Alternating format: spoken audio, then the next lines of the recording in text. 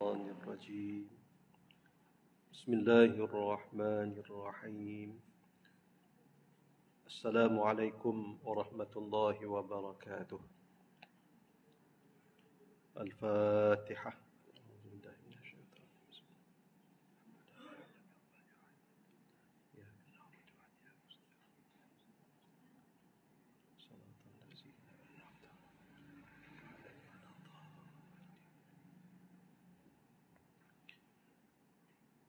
الحمد لله رب العالمين، والعاقبة للمتقين، ولا عدوان إلا على الظالمين. أشهد أن لا إله إلا الله، وأشهد أن محمدا عبده ورسوله. اللهم صل على سيدنا محمد وعلى آله وأصحابه ومن تبعه ونصره إلى يوم الدين. Amma ba'd. Muslimin muslimat yang dirahmati Allah Ta'ala sekalian, alhamdulillah bersyukur kepada Allah Subhanahu wa Ta'ala. Dengan rahmatnya kita dapat bersama lagi pada pagi ini bagi meneruskan kuliah duha, dan moga-moga Allah Ta'ala mengampunkan dosa-dosa kita dan melayakkan kita untuk berada di dalam syurga yang sebenar di akhirat nanti, insyaAllah. InsyaAllah kita akan mulakan dengan bacaan wirid Imam An-Nawawi, hizib Imam An-Nawawi pada muka surat 101.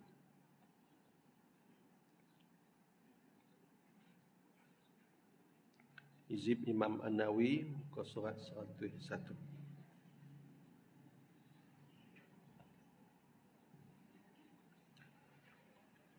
Bismillahirrahmanirrahim. Bismillah, Allahu Akbar, Allahu Akbar, Allahu Akbar. أقول على نفسي وعلى ديني وعلى أهلي وعلى أولادي وعلى مالي وعلى أصحابي وعلى أديانهم وعلى أموالهم ألف ألف ألف لا حول ولا قوة إلا بالله العلي العظيم. بسم الله، الله أكبر، الله أكبر، الله أكبر. أقول على نفسي وعلى ديني وعلى أهلي وعلى أولادي وعلى مالي وعلى أصحابي وعلى أديانهم وعلى أموالهم ألف ألف ألف لا حول ولا قوة إلا بالله العلي العظيم. ألف ألف ألف لا حول ولا قوة إلا بالله العلي العظيم. بسم الله وبالله ومن الله وإلى الله وعلى الله وفي الله ولا حول ولا قوة إلا بالله العلي العظيم. بسم الله على ديني وعلى نفسي، بسم الله على مالي وعلى أهلي وعلى أولادي وعلى أصحابي، بسم الله على كل شيء أعطانيه ربي. بسم الله رب السماوات السبع ورب الأراضين السبع ورب العرش العظيم. بسم الله الذي لا يضر شيء في الأرض ولا في السماء وهو السميع العليم. بسم الله غير الأسماء في الأرض وفي السماء. بسم الله أفتتح وبه أختتم. الله الله الله ربي لا أشرك به أحدا. الله الله الله لا إله إلا هو.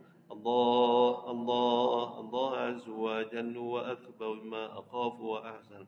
بسم الله الأسماء في الأرض وفي السماء. بسم الله أفتتح وبه أختتم. الله الله الله ربي لا أشرك به أحدا. الله الله الله لا أشرك به أحدا. الله الله الله لا إله إلا هو.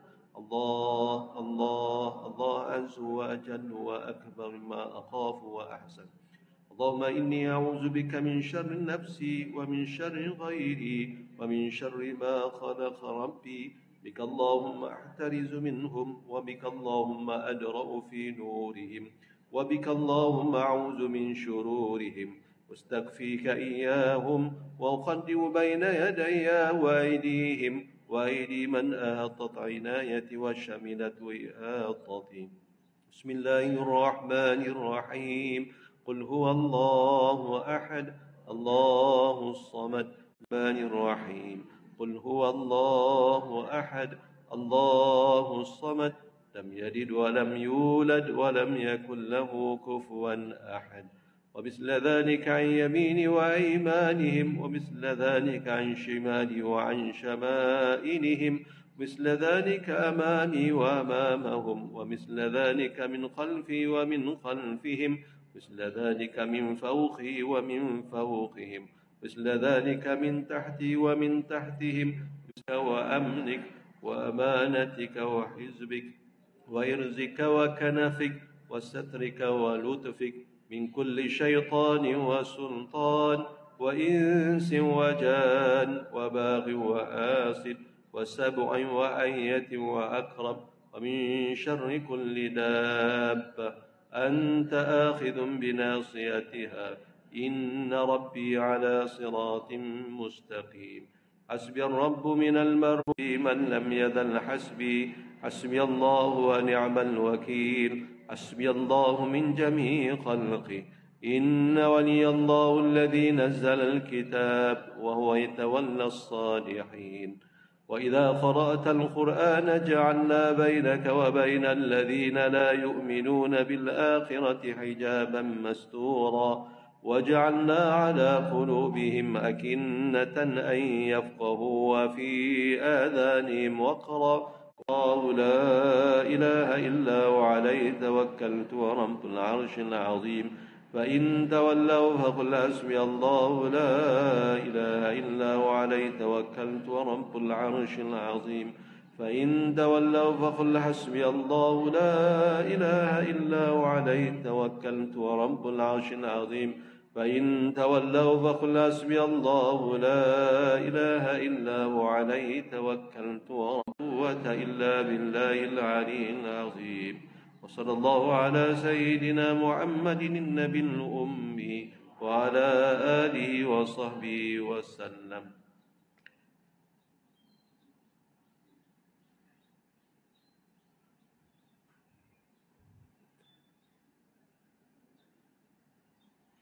وبأت نفسي في خزائن بسم الله أكفى خالق حسبي الله ونعم الوكيل بقفي لطف الله بلطيف صنع الله بجميل ستر الله دخلت في كنف الله تشفقت بسيدنا رسول الله اتصلت بأسماء الله آمنت بالله توكلت على الله إذ قلت الله لكل شدة اللهم يا من اسمه محبوب ووجهه مطلوب اكفني ما قلبي منه مرهوب أنت غالب غير مغلوب وصلى الله على سيدنا محمد وعلى آله وصحبه وسلم حسبي الله ونعم الوكيل حسبنا الله ونعم الوكيل.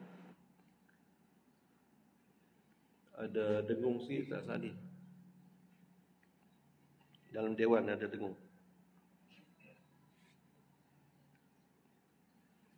Muslimin muslimat mati sekalian, insya-Allah kita akan sambung tafsir Nur Ihsan pada muka surat 292 baris kedua daripada bawah. Surah Al-Hijr ayat yang ke-48.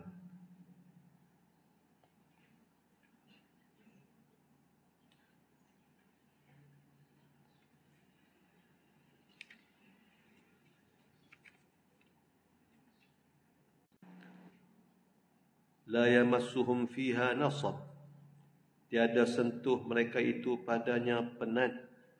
Wa ma hum minha bimukhrijin wa ma hum minha bimukhrajin, dan tiada mereka itu daripadanya dengan keluar selama. Ayat 48 daripada surah Al-Hijr. Muslimin muslimat mati sekalian, ayat ini sambungan daripada ayat sebelumnya yang keadaan tenang, tidak ada ketakutan seperti mana yang dialami oleh penghuni neraka, masuk dalam keadaan takut dan menanggung siksaan yang tak terperi sakitnya. Penghuni syurga Allah Ta'ala cerita di ayat yang ke-47. Wa naza'na ma fi sudurihim min qillin ikhwana. Kami cabut, kata Allah, kami buang daripada apa yang ada di dalam hati, dalam dada mereka. Cabut apa? Min khillin. Hasad dengki kerana berpusing kerusi dengan mereka itu. Ahli syurga, mereka akan berada dalam syurga dalam keadaan gembira. Tak ada dah rasa nak dengki kat siapa-siapa, nak tak puas hati kat siapa-siapa. Dan itulah juga sifat penghuni syurga waktu hidup di dunia. Mereka jenis manusia yang tak mau nak berhasad dengki dengan orang. Bila tengok nikmat yang Allah Ta'ala bagi kepada orang lain, mereka tak rasa kukutlah Allah Ta'ala. Kalau nak hasad pun seperti mana Nabi sebut dalam hadis baginda, la hasada illa fisnatain. Tak boleh berhasad dengan melainkan pada dua benda saja. Sebab dia, kalau kita nak berhasad, pertama, orang yang Allah Ta'ala bagi harta, dia guna dengan harta itu dengan baik. Dia sedekah, dia infak, dia buat kebaikan dengan harta. Kita jadi cemburu dengan dia. Sampai kita berhasad, kalau aku dapat kekayaan macam dia dapat, aku akan buat lebih daripada apa yang kawan tu buat. Hasad jenis ini dibenarkan. Bukan jenis hasad kita nak bagi dia jadi miskin papa. Bukan hasad nak bagi dia jatuh. Allah Ta'ala, kita cemburu dengan sebab dia guna kebaikan, kenikmatan yang Allah bagi itu untuk buat kebaikan. Hak tu kita boleh cemburu. Kalau kita dengar dia orang kaya, tiap-tiap hari 1,000 sehari dia duk infak, duk sedekah, RM1,000 sehari. Aku kalau aku dapat macam dia lah, bukan takat 1,000, 2-3 ribu lebih pada tu pun aku akan buat. Kita jenis hasad jenis itu dibenarkan. Bukan kita hantar sihir dekat dia, bukan hantar santau dekat dia, baik mampu habis. Dah, hak tu hasad tak dibenarkan. Hasad yang kedua dibenarkan oleh agama, kata Nabi, ialah orang yang Allah bagi kepada dia ilmu. Tengok dia guna ilmu dia untuk dia beramai, dia kongsikan dengan orang, dia sampaikan dengan penuh sungguh-sungguh, dibenarkan oleh agama jenis itu. Jadi penghuni syurga, tuan-tuan, mereka adalah orang yang di dunia ni lagi tak ada penyakit-penyakit dalam hati mereka. Masuk dalam syurga dalam keadaan tenang. Kita, kalau kita sembahyang jenazah, apa doa kita? Lepas takbir yang keempat. Lepas takbir yang keempat tu, kita berdoa untuk si mati, minta kebaikan yang kita dapat, dan kita tak ada perasaan hasad dengki dengan saudara-saudara kita yang lain. Kan? Allahumma la tahrimna ajrahu wa la tuftina ba'dahu wa la taj'al fi qulubina ghillan lil ladzina amanu. Kita minta ke Allah seperti mana dalam ayat Al-Quran, minta supaya jangan jadikan dalam diri kita ni ada perasaan hasad kat saudara kita. Tuan-tuan, orang tu dah mati dah, baru kita nak minta. Oh, mati dah, tak apalah kita minta kot. Ni hak hidup. Hak hidup, tuan-tuan, macam hak matilah juga. Hak hidup lebih-lebih lagi lah, jangan kita berhasad. Jadi, dalam hadis riwayat Imam Bukhari, tuan-tuan, penghuni neraka ni adalah orang yang tak sempat nak lintas jabatan di akhirat. Orang kafir, orang-orang yang melakukan dosa besar, orang-orang yang bukan Islam, mereka tak lintas jabatan. Hak nak lintas ni kita, orang beriman, orang yang ada dosa, yang tak ada dosa akan lintas jabatan. Orang yang berlakukan kedosa ataupun orang kafir, bila nak lintas tu ada orang yang lintas secepat kilat memancar. Ada yang laju, ada yang pelan, macam-macam jenis dia akan lintas atas jabatan tersebut. Bila selesai daripada lintas jabatan, belum tentu boleh masuk syurga lagi. Tuan-tuan, ni orang beriman. Dalam hadis riwayat Imam Bukhari, di orang Islam ni, orang beriman akan transit dari satu tempat nama Qantarah. Qantarah ni ialah tempat terakhir penyelesaian antara orang beriman. Kalaulah antara dua orang beriman tu ada masalah waktu hidup di dunia, ada dosa yang masih belum selesai, maka diselesaikan di situ. Kalaulah tak selesai, maksudnya dosa orang tu dia buat zalim kepada saudara dia, sebelum masuk syurga dia nak tebus dengan pahala yang dia bawa, dia bayar tengok perlu kita baca untuk kita hayati dan kita rasa takut. Orang-orang yang duduk dalam syurga tak ada rasa nak dengki apa-apa. Semua dalam keadaan elok. Pasal apa? Kalau mengikut hadis riwayat Imam Bukhari, selesai di qantarah. Selesai. Tak ada nak bawa dosa siapa-siapa dah. Bersih dah. Dah selesai.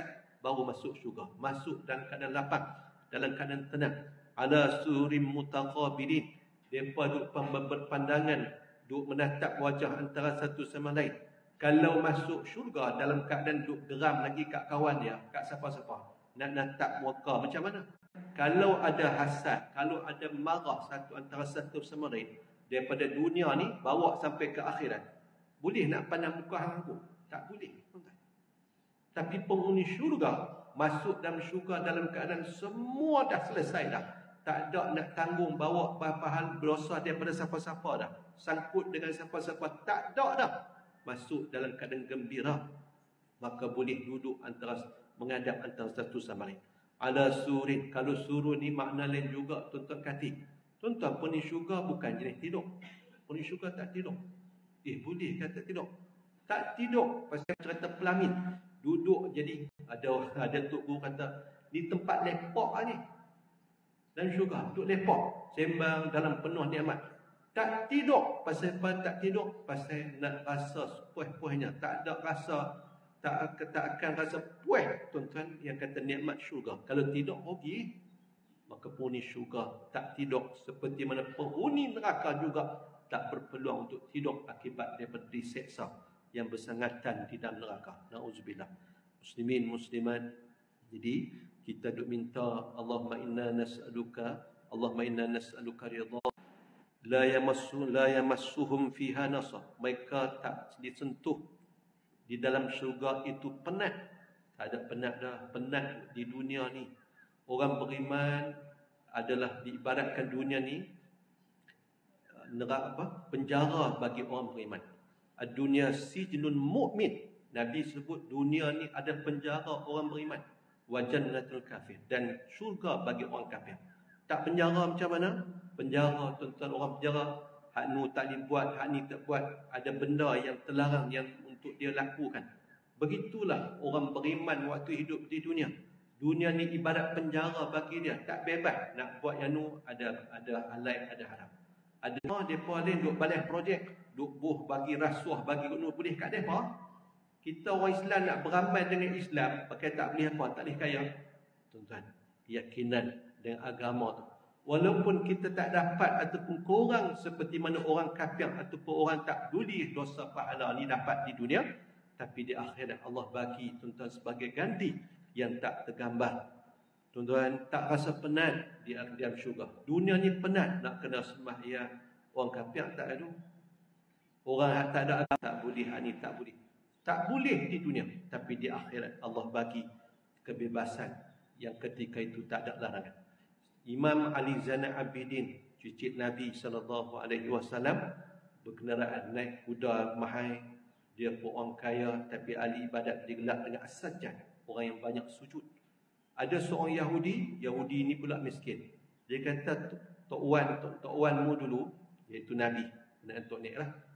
Tok Wanmu dulu sebut syurga ni bagi kami dan penjara bagi hampa. Tapi aku tengok hari ni penjara bagi aku, syurga bagi hang. Pasal dia tengok Imam Ali Zainin orang kaya. Kaya yang guna kekayaan dia untuk bantu orang, dekatkan diri dengan Allah Ta'ala. Lalu Imam Ali Zainin kata, betul hak Nabi sebut tu. Walaupun aku kaya, walaupun ada keluasan di sudut harta benda dan sebagainya, tapi ada perkara yang aku tak boleh buat macam hang boleh buat. Walaupun hang rasa tak boleh buat ni, tak boleh buat ni, tak dapat ni, tak dapat ni pasal hang miskin, tapi hang bebas seperti mana duduk dalam syurga, kata Ali Zainal Abidin. Tuan, dunia ni pagi-pagi kita nak makin awal nak sembahyang, nak keluar cari rezeki, lepas tu keluar cari rezeki pun ada panduan, tak boleh nak langgar ikut dan ada dosa pahala, nak kena jaga, tuan-tuan, hak nu jaga, hak ni, macam-macam. Penat di dunia ni. Nak pergi haji, teringin nak pergi haji, kena ada duit. Usaha pula cari duit. Nak cari duit tu kena hak halal sungguh. Tak boleh hak yang ambil hak orang dan sebagainya. Ni puasa dekat, kena puasa pula. Orang Kapiak tak ada puasa. Ada orang Malaysia, orang Kapiak di Malaysia ni ke Islam. Mai bulan Ramadan nak rasa orang Islam ni puasa macam mana. Allah, tak ada ke-12 teruk dah. Ada video. Kan mereka try puasa dengan kawan-kawan dan pejabat nak ikut orang Islam. Tak ada ke-12 teruk dah. Kan ada, baru ni ada yang mu'alaf yang India tu dulu jadi penjaga kelab malam masuk Islam. Mak dia Hindu lagi. Kan janggut panjang. Dia try puasa tanpa niat. Puasa tanpa niat sebelum Islam tu seksa, tak mampu dia nak buat. Tapi bila dia masuk Islam, dia try puasa dengan niat, dia boleh puasa. Bahkan bila mak dia kata dah masuk maghrib ni bukan puasa, dia rasa nak sambung lagi, dia ada kekuatan. Tanpa niat jadi tak mampu nak puasa. Penat waktu hidup dunia, cari harta, tengok dah 2.5% ada hak orang kena bayar zakat. Semua hak yang agama suruh tu jadi seolah-olah macam duduk dalam penjara. Ada sekatan, ada larangan, ada hak dia. Tapi bila duduk di dalam syurga, tak ada hak dia. Allah Ta'ala bagi kebebasan dengan penuh kenikmatan. Orang-orang dalam syurga tak rasa penat dah menikmati dengan apa yang Allah Ta'ala sediakan. Muslimin, muslimat mati sekalian, wa ma hum minha bimukhrajin, dan mereka tak keluar dah daripada syurga. Ayat lain Allah Ta'ala cerita, qalidina fiha la yabghuna anha hiwala. Oh ni syurga tuan-tuan tak ingin nak keluar, nak pindah keluar daripada syurga, tak ingin dah. Hak ni neraka tuan-tuan duk teringin dan usah keluar. Pagi Jumaat ni orang baca surah Sajdah. Kan dalam surah Sajdah bagaimana diceritakan penghuni neraka ni duk usah nak keluar daripada neraka. Wa ammal ladzina fasaqu fama'wahumun nar kullama aradu an yakhruju minha u'idu fiha wa qila lahum zuqu 'adzaban nar alladhi kuntum bihi tukazzibun. Manakala orang-orang yang fasik, mereka duduk di dalam neraka. Apabila mereka nak keluar tinggalkan neraka tu, kullama aradu an yakhruju minha u'idu fiha. Allah kata kami kembalikan mereka ke semula. Tak peraya nak keluar daripada neraka. Pokoklah waktu hidup dunia ni, pokoknya 60 kaki tu diragas sat ya. Oh masuk neraka ni aku ragas keluar neraka tak payah mana. Oh jangan. Allah kata u'idu fiha, kami kembalikan lagi dia dan tak mungkin keluar daripada neraka. Wa qila lahum zuqu 'adzaban nar alladhi kuntum bihi tukazzibun. Allah kata rasa ialah azab neraka yang kamu dulu dustakan. Tak mungkin nak keluar daripada neraka. Kita tak usah jadi macam orang Yahudi lah. Orang Yahudi duk kata masuk neraka, kalau mereka masuk tak lama, dekat 7 hari je. Pasal 7 hari tu sama dengan umur dunia 7,000 tahun. 7,000 tahun di dunia tuan-tuan, sama di akhirat 7 hari. Maka mereka orang Yahudi akan duduk dalam neraka 7 hari je, tak lama. Kalau lama sikit pun mereka kata 40 hari. Pasal apa 40 hari? Pasal tempoh tu orang Yahudi pernah melakukan maksiat dengan menyembah patung anak lembu yang dibuat oleh Musa sendiri tempoh 40 hari. Kalau mereka kena neraka pun takat 40 hari je. Lepas 40 hari mereka akan masuk dalam syurga. Kalau lama sikit pun mereka kata mereka akan berjalan merantau dalam neraka. Neraka ni sempadan yang berakhir dengan pokok zakum. Kalau jumpa dah pokok zakum, masuk syurga lepas tu. Jadi mereka kata syurga tu adalah tempat mereka. Oh macam apa mereka punya. Mudah dia fikir macam tu. Dunia ni, syurga ni laku. Kan? Ajaran sesat, kita sebut istilah ajaran sesat. Malaysia, Indonesia, negara putih di Afrika. Ada ni tuan-tuan orang jual lot-lot syurga. Dan orang percaya, beli. Di Afrika, mati tuan-tuan. Banyak mana ada satu daerah tu percaya kepada seseorang kononnya, dia ni boleh untuk bawa mereka ke syurga. Kena bayar, mereka pun bayar kepada dia. Nak pergi ke syurga kena mati kena makan racun, mati berkahak habis. Cerita bab syurga di Malaysia. Siapa-siapa ikut ajaran sesat ni, antara poin besar, tawaran yang hebat dijanjikan oleh ajaran sesat ni, siapa yang ikut ajaran dia, terjamin syurga. Pasal apa? Tok guru tu yang akan jamin. Oh, macam dia sendiri. Syurga ni bukan mudah untuk diberi. Kalau Syekh Ustaz Ibrahim Libya, dia kata pintu syurga tu sempit nak masuk. Nak peluang dan paling mudah untuk dapat masuk syurga, dia kata kena mati syahid. Kena mati syahid. Tu ceramah dia sebut selalu bab syahid. Tuan-tuan, Dr. Abdul Aziz Rantisi, pengasas Hamas bersama Syekh Ahmad Yassin. Dia kata kalau saya dia kata nak takut apa dengan mati? Semua orang akan mati.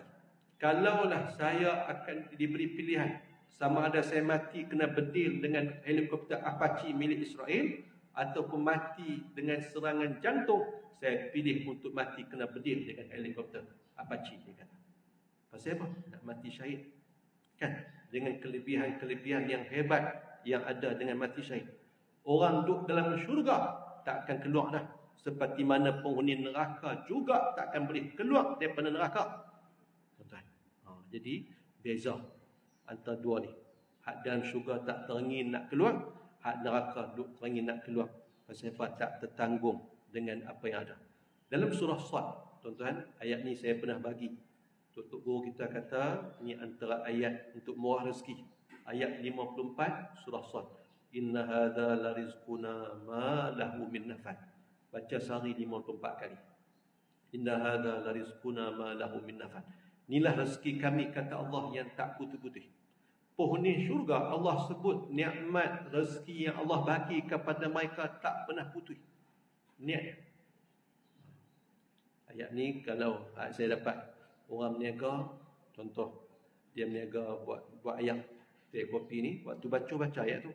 Kalau dia jaga cashier, token jaga cashier, waktu orang bayar duit baca ayat tu. Kalau dia duk goreng mi, duk masak sek goreng, waktu duk goreng baca ayat inna hadza la rizquna ma lahu min nafad. Jangan baca ayat tu sembahyang dah. Nak sembahyang enggaklah kan. Tapi ayat ni cerita tentang nikmat syurga yang tak habis-habis. Duk ada. Semua yang diminta ada di dalam syurga. Muslimin, muslimat, mati sekalian. Ayat 49. Nabi ibadi anni anal ghafurur rahim. Tuan-tuan muslim-muslimat betul, dia buh dalam satu kurungan tu dua ayat. Ayat 49, Nabi ibadi anni anal ghafurur rahim. Sampai tentunya. Kabar olehmu ya Muhammad akan segala hamba-Ku bahwasanya aku itu Tuhan yang amat mengampuni lagi kasih sayang. Allah Ta'ala suruh Nabi Muhammad habaq kepada manusia. Kata Allah tu adalah Tuhan yang pengampun lagi maha mengasihani. Siapa-siapa yang buat dosa, selagi mana nyawa dia tak sampai ke rengkuh, maka dia berpeluang untuk minta ampun kepada Allah Ta'ala. Selagi mana matahari tak naik tempat dia jatuh, manusia berpeluang untuk dapat keampunan daripada Allah Subhanahu wa Ta'ala. Muslimin, muslimat, mati sekalian. Pintu syurga luas, pintu taubat pun juga luas. Pintu syurga ni Nabi sebut dalam hadis yang sahih, riwayat Imam Bukhari, Imam Muslim.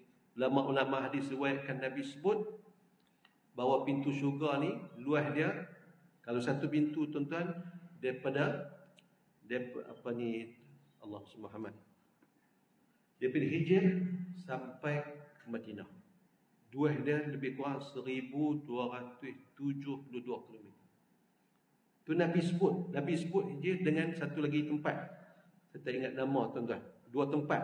Ni mukjizat Nabi Muhammad. Nabi sebut dua tempat yang dua tempat tu tak ada zaman dulu mana ada alat kira.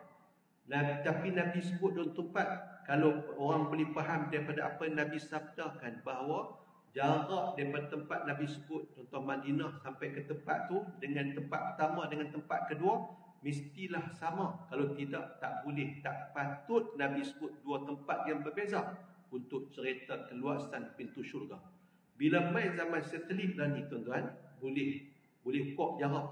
Kita nak pergi mana-mana, kita tekan Google Map, kita boleh tahu berapa kilometer.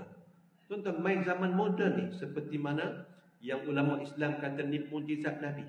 Bila buat kajian, dah ada Google Map ni tuan-tuan, boleh ukur lah tempat Nabi sebut, jarak Nabi sebut tu, kata pintu syurga tu, jarak dia dengan tempat pertama dengan tempat kedua adalah sama tuan-tuan, tak beza. Kalaulah Nabi tuan-tuan bukan seorang Nabi, contoh kata nak abang kata merebut pi Sungai Petani, satu lagi merebut ataupun merebut pi gurun, orang ukok merebut pi gurun, contohlah kata 25 km, orang ukok merebut pi gurun 30. Orang kata tak betul ya. Kan? Nak cerita, nak habaq maklumat fakta, kata pintu tu lueh daripada merebut sampai Sungai Petani. Tengok-tengok merebut Sungai Petani 25 km. Nak abang kata lueh pintu tu merebut pi gurun, tengok-tengok lueh 30. Tak sama.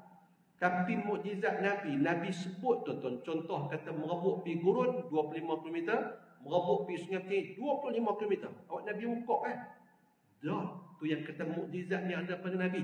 Mai zaman moden ada satelit, bila diukur, tuan-tuan muslimat, bagaimana luas pintu syurga tu, sama dua-dua tempat tu, 1272 km. Ada juga saya pernah baca 1273 km dari arah jarak dua tempat yang berbeza. Mukjizat Nabi.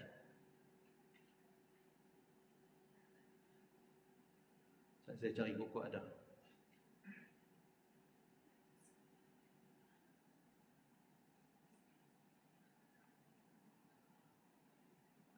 Seribu 1272 km. 1272 km.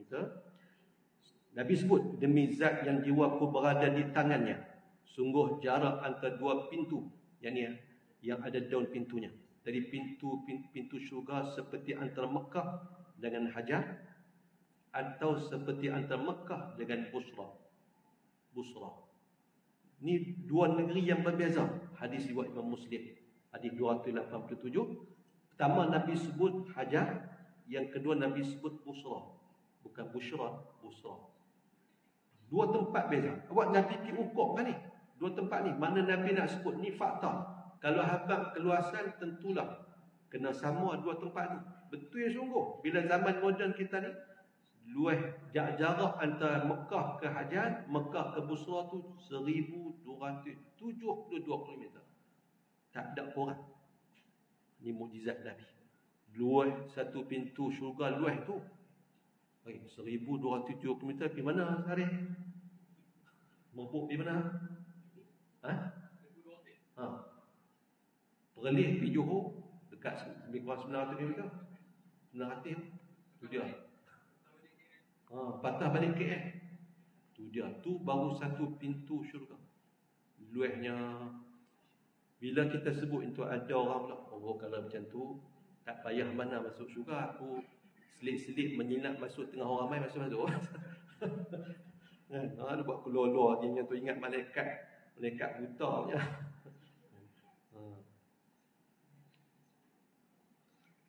Ini saya cerita ni tak cerita pun rakam banyak kan. Saya rahsia banyak, tapi bila rakam-rakam saya tak nak kongsi banyak. Contoh, saya pernah kahwinkan jin dulu di sekolah. Kahwin ni pasal pembantu Ustaz Yusai ni, nama Samir. Samir ni orang Segak.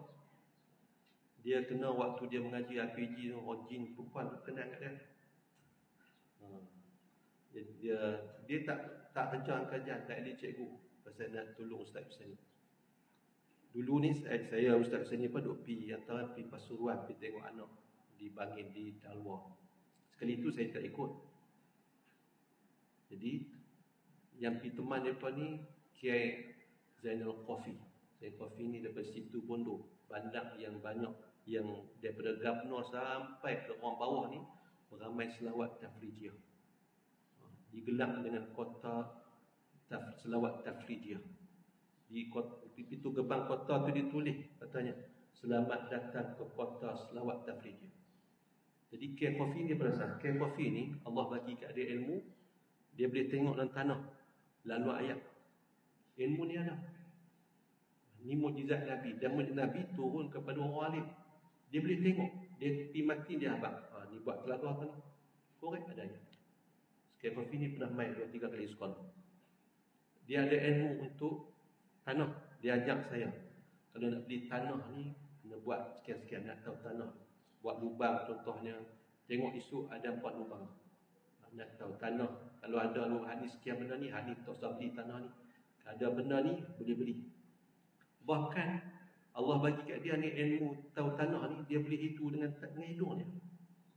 Tok guru dia Kiai Sufian suruh pergi tengok tanah Pesenting pondok depa. Pergi dengan anak Kiai Sufian nak buat projek tanah tu. Pondok Indonesia ni tak macam kita. Bila sebut pondok Malaysia ni lekeh. Pondok Indonesia ni kaya, wakaf banyak. Kan ada hotel macam Dalwa, anak dia dengan hotel berapa bintang. Ada kilang ayam, kedai supermarket, ada kilang roti dan macam-macam. Nah, belajar ribu lah pondok sana ni. Pergi tengok. Dia kata kat anak Tok KS, Tok guru dia, tanah ni tak elok. Siapa tak elok? Nak buat bangunan ni, buat bangunan komersial. Dia kata ada orang berzina tanah ni, di tanah ni. Macam mana? Takkan pun. Dia berjalan berapa langkah je. Tanah tu hutan lagi. Tengok-tengok orang duduk tengah berzina. Anak KS tanya macam mana? Mau tahu? Hidung tong pusuk. Dia boleh tahu, dia boleh tunjuk buat bangunan tadi. Siapa tahu dia boleh habang ilmu dia. Tuan-tuan, jadi Syamil dia pergi ke duduk di Hotel Dalwa.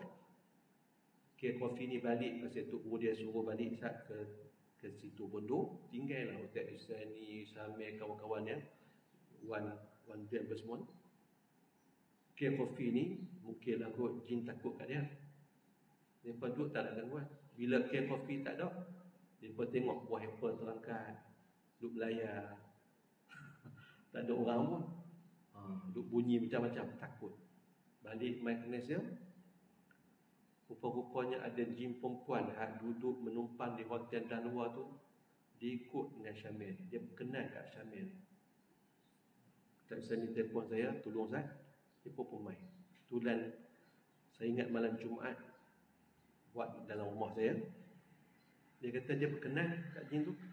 Dia berkenan kat Syamil. Syamil ni saya kata baik pula. Saya kata tak boleh lah. Pujuk tak mau, pujuk tak makan. Saya kata lah ni, aku ganti hang dengan orang lain. Bagi hang kahwin dengan orang lain. Dengan siapa? Jadi perantara saya ni Maknot. Maknot ni lah ni, dia belajar batin. Lepas tu dia kerja lah ni dengan ustaz-ustaz ni. Allah bagi sedikit kelebihan dengan mata dia. Saya kata saya nak bagi menikah dengan hak duduk di sekolah ni. Di sekolah ni tak banyak muslim-muslimat. Ada belah-belah ribu je. Tapi semua Islam. Belajar-belajar sini, kalau buat-buat, saya serah mereka. Dulu ni ada banyak sama lelaki. Bila pagi tengok apa hari. Rupa dia takut nak kencing ke bawah turun biaya. Dia pancut ke belakang. Saya habaq kat yang hak duduk dalam penjara lepas semua. Saya habaqlah sama dulu lah. Kalau ada lagi yang buat kerja macam tu kencing, saya lepas depan sekolah. Jadi apa-apa kat hotel dia ikut lah. Lepas tu tak ada orang nak kencing lah. Alhamdulillah. Tapi nak habaq Zat, kalau siapa berani buat macam tu, saya suruh. Ikutlah dia nak buat apa. Bila ayah buat elok-elok, botai mai sampai Cina kata, oh, you ni boleh jadi kontraktor. Tengok tu kencing pancut duit 3-3. Orang perempuan tak buat macam tu, orang lelaki lah. Jadi saya pun panggil penghulu dia, ada penghulu sini. Penghulu dia, nama saya tak ada habaq lah penghulu dia. Saya kata panggil anak buah muak paling handsome. Handsome sekali. Tak nikah lagi. Dia buat main. Saya kata mu kenal kata kat perempuan tu. Anak kata dia senyum Ustaz. Mana dia suka. Kalau dia tu tak apa. Panggil mak ayah dia. Main. Jadi mak ayah dia kata elok, saya setuju. Dia ni anak kami ni lari daripada kampung. Pasal duduk di kampung, jin jantan jahat banyak kacau dia. Suka goda dia. Dia tak mau. Tu yang dia lari pergi ke hotel dan luar. Duk hotel dawa ni hotel Islami, tenang. Bunyi Quran selalu, bunyi qasidah selalu. Jadi dia setuju, mak ayah setuju. Kahwin, saya bagi kahwin. Buat kenduri, saya kata saya akan buat kenduri. Semua saya tanggung. Dia ada lah cara dia tu nak tanggung. Abang nak lembu berapa ekor, kambing berapa ekor, ayam banyak mana. Tapi kalau muslimat buat kenduri nak minta saya tak dia bagi ya. Ini cerita dalam lain. Ustaz kami nak macam Ustaz buat kenduri di sekolah tu 50 ekor lembu. Jenuh saya. Lembu halam kita ni dengan sana lain. Beza. Jadi buat kenduri. Kenduri macam mana di Padang? Benar tu kawasan lapang. Kawasan lapang. Buat kenduri ramai. Jadi ada sahabat-sahabat saya mari. Termasuklah adik bantu saya juga. Dia ni mengaji di Jordan. Seorang anak sahabat saya. Dia cerita pengalaman. Dia diletakkan di satu meja VIP. Pakcik ni aku bisa tengok dia kata. Saya bisa tengok pakcik ni tapi di mana? Waktu kau angkat dia kahwin dulu. Jadi dia tengok pakcik ni ada. Bila semang-semang, rupanya pakcik ni ada jawatan besar. Dia sebutlah jawatan besar berkaitan dengan penjara. Penjara. Anak sahabat saya tanya, kalau dah banduan dah penjara di alam sana lari keluar daripada penjara, macam mana mereka nak cari balik? Kami tak gaduh, dia kata. Banduan kami pakaikan chip. Bukan chip. Orang muda tahu kot chip. Mana dia buat alat cucuk di badan. Dia pergi mana pun boleh dikesan. Dia chip. Jadi kalau ikut Ustaz Ipi Ayub, sahabat-sahabat yang Allah bagi kelebihan, mereka sana lebih hebat, lebih maju, moden daripada kita sini. Kalau kereta masjid, kereta Abdul Abang, lekeh dah di sana. Kan? Lekeh dah. Di sana lebih hebat. Jadi hidup di sana dengan di sini berbeza. Tapi bila mereka mai ke kita, mereka kena ikut peraturan kita. Muslimin muslimat mati sekalian. Nabi Allah suruh perintahkan Nabi untuk habaq. Kata Allah Ta'ala tu ada Maha Pengampun lagi Maha Penyayang. Allah Maha Pengampun, Allah boleh ampun dosa si hamba walaupun banyak mana sekalipun dosa yang dia lakukan, selagi mana nyawa dia tak sampai ke rengkong. Bertaubat. Ciri-ciri orang soleh di syurga ni ialah wabil ashari hum yastaghfirun. Depa waktu sok, depa ucap minta ampun kepada Allah Ta'ala, ucap istighfar, bertaubat kepada Allah Ta'ala, dan Allah sudi untuk mengampunkan. Nabi sebut bagaimana Allah berfirman, kalaulah seorang hamba tu mai jumpa Allah dalam keadaan bawa dosa sepenuh langit dengan bumi, tapi dia juga bawa keampunan, harapkan dihapuskan dosa tu, Allah sudi untuk memberikan keampunan kepada si hamba. Dosa antara hamba dengan Allah Ta'ala, urusan dia taklah seteruk ataupun seberat bila melipatkan dengan hamba Allah yang lain. Kalau dosa tu sangkut dengan orang, Allah Ta'ala tak lepas. Allah Ta'ala serah balik kepada hamba dia yang dizalimi. Sama ada hamba tu nak bagi kemaafan ataupun tak bagi kemaafan. Tu hak si hamba. Jadi hak yang Allah Ta'ala sendiri, Allah sedia untuk memberikan keampunan kerana Allah tu Maha Pengampun lagi mengasihani. Dan ayat terakhir kita pagi ni, ayat yang ke-50, wa anna azabi wa inna azabi huwal azabul alim. Dan bahwasanya azab aku itu iaitulah azab yang sangat sakit, maka hendaklah kamu takut azab aku dan harap ampunan aku dengan ikut Rasul aku. Wa anna azabi huwal azabul alim. Tentang ulama kata Allah Ta'ala nak bagi penegasan ni sampai Allah sebut huwa, ada huwa, nak cerita azab Allah tu azab yang pedih sangat-sangat. Di dalam Al-Quran kita akan jumpa ada azabun alim. Azabun alim macam ayat ni, makna dia di sudut sakit. Azab Allah ni rasa dia amat sakit, amat pedih, amat menyakitkan, alim. Ada disebutkan dalam ayat yang lain, azabun azim, tu di sudut saif ataupun besar. Mana azab tu? Azab yang besar. Nak cerita kata azab Allah ni bukan kecil, sahaja besar sungguh. Azabun alim. Jadi di sudut sakit, sakit sungguh azab Allah Ta'ala. Kalau di sudut saif, saif dia besar sungguh, maka manusia tak boleh untuk pandang rendah ataupun rasa tak payah mana, tak teruk mana. Di akhirat nanti dia tak tertanggung dengan azab yang ada di dalam neraka, dan bagaimana dia merintih nanti minta supaya diberikan sedikit walaupun sedekuk air daripada penghuni syurga, tapi tak boleh nak bagi, nak tolong dah. Jadi muslimin muslimat, ayat-ayat yang kita baca pada pagi ini cerita berkaitan dengan syurga. Syurga yang kita duk minta, seperti mana Nabi suruh kita minta, iza sa'altumullah fas'alul jannah. Bila kamu minta kepada Allah, mintalah fas'alul firdaus, mintalah syurga firdaus. Nabi ajak kita nak minta ke Allah, kena minta harta tinggi, jangan minta lekeh-lekeh, kerana Allah Ta'ala tu Maha Kaya, Maha Pemberi. Kalau nak minta syurga, minta jannatul firdaus. Walaupun kita tahu syurga firdaus tu paling tinggi, hak yang paling terbaik, nabi-nabi duduk, tapi Nabi ajak suruh minta yang terbaik, yang terhebat tu. Kalau tak dapat hak paling tinggi, dapat bawah sikit, tak apa dah. Jangan aku tak masuk syurga awal-awal pun tak apa. Ayat tu kena transit dulu dalam neraka. Maukah transit dulu dalam neraka? Siapa pun tak sanggup. Tapi jangan buat mudah dengan syurga ni. Buatlah amalan, dan kita jangan pelekeh seperti mana Nabi ajak kita. La tahqiranna minal ma'rufi syai'an. Jangan kamu pandang lekeh, pandang remeh dengan sebarang kebaikan. Tuan-tuan, senyum pun ada pahala. Senyum pun ada pahala. Tabassumuka fi wajhika akhika sadaqah. Sedekah ada pahala. Jangan pandang lekeh. Kita jumpa tek cicak dalam masjid contoh, surau kah.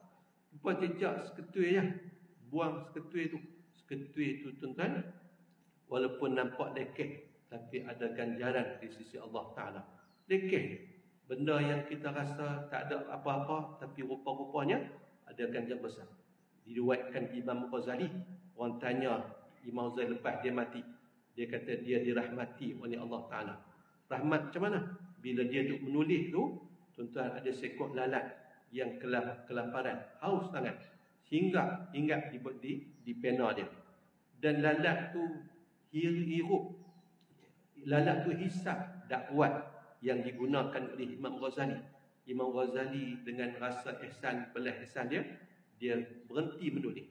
Bagi lalat tu hisap dakwat tu bagi puan-puan, barulah lepas lalat tu terbang, baru dia sambung balik. Dalam mimpi tu disebutkan, Imam Ghazali kata, dengan apa yang kulakukan tu Allah rahmati aku. Belah, bukan kepada manusia, bahkan kepada binatang pun akan dapat kebaikan, dapat ganjaran. Ini kan pula kepada manusia. Muslimin, muslimat mati sekalian. Jadi bercita-cita dan mohonlah supaya untuk kita dapat syurga. Kalau Sayyidina Umar bin Abdul Aziz, cita-cita pertama nak jadi menantu khalifah, menantu pak menakan dia sendiri. Lepas dah jadi khalifah, bercita-cita pula nak jadi gubernur di kota Madinah. Allah bagi jadi gubernur di kota Madinah. Lepas tu dia pasang pula cita-cita nak jadi Amir Mukminin. Tuan-tuan, sebelum dilantik dia buang cita-cita tu. Tak mau nak jadi mukminin. Tapi Allah dah takdir dia jadi Amir Mukminin juga. Tapi sebelum dia buang cita-cita nak jadi mukminin tu, pasal apa? Pasal dia ganti dengan cita-cita nak jadi penghuni syurga. Penghuni syurga. Dengan cita-cita itulah dia merombak hidup dia yang sebelum tu serba mewah. Ubah hidup dia. Sehingga kan kita baca dan kita kongsi sebelum ni, bila dia jadi Amir Mukmin 2 tahun lebih sikit je, Sayyidina Umar bin Abdul Aziz kata isteri dia Fatimah, suami dia tak pernah mandi hadas besar. Dan tempoh tu pasal apa? Siang jaga hak rakyat, malam dia buat amal ibadat kepada Allah dalam bilik menghadap Allah Ta'ala. Takut muflis seperti mana Tok Wan dia, seperti mana Sayyidina Umar bin Abdul Aziz, Tok Nek dia, yang bila Atikah isteri Sayyidina Umar tanya kepada Sayyidina Umar, dah lah siang dengan ayah, malam pula duk buat ibadat. Sayyidina Umar kata, aku tak mau pergi ke akhirat nanti aku jadi miskin, jadi muflis, tak ada apa-apa yang aku bawa untuk menghadap Allah Subhanahu wa taala. Muslimin muslimat mati sekalian, ada sahabat mai jumpa Nabi, dia mai tolong Nabi, dan Nabi kata, minta apa nak minta? Ya Rasulullah, saya nak bersama denganmu di dalam syurga. Nabi kata, hak lain? Tak ada hak lain, hak tu je Rasulullah. Nabi kata, tolonglah aku dengan engkau perbanyakkan sujud kepada Allah. Makna sembahyang. Sembahyang. Nabi suruh sahabat tu, kalau betul dia nak syurga, duduk bersama dengan Nabi, perbanyakkan sujud, makna sembahyang. Sembahyang sunat, main dan sebagainya. Muslimin, muslimat mati sekalian. Jadi kita kena anggap susah. Benda ni bukan benda yang mudah untuk dapat kembali mendiami syurga, tempat yang penuh dengan kenikmatan dan memerlukan syarat-syarat yang perlu untuk kita penuhi, barulah layak untuk dapat dalam syurga, duduk dalam syurga.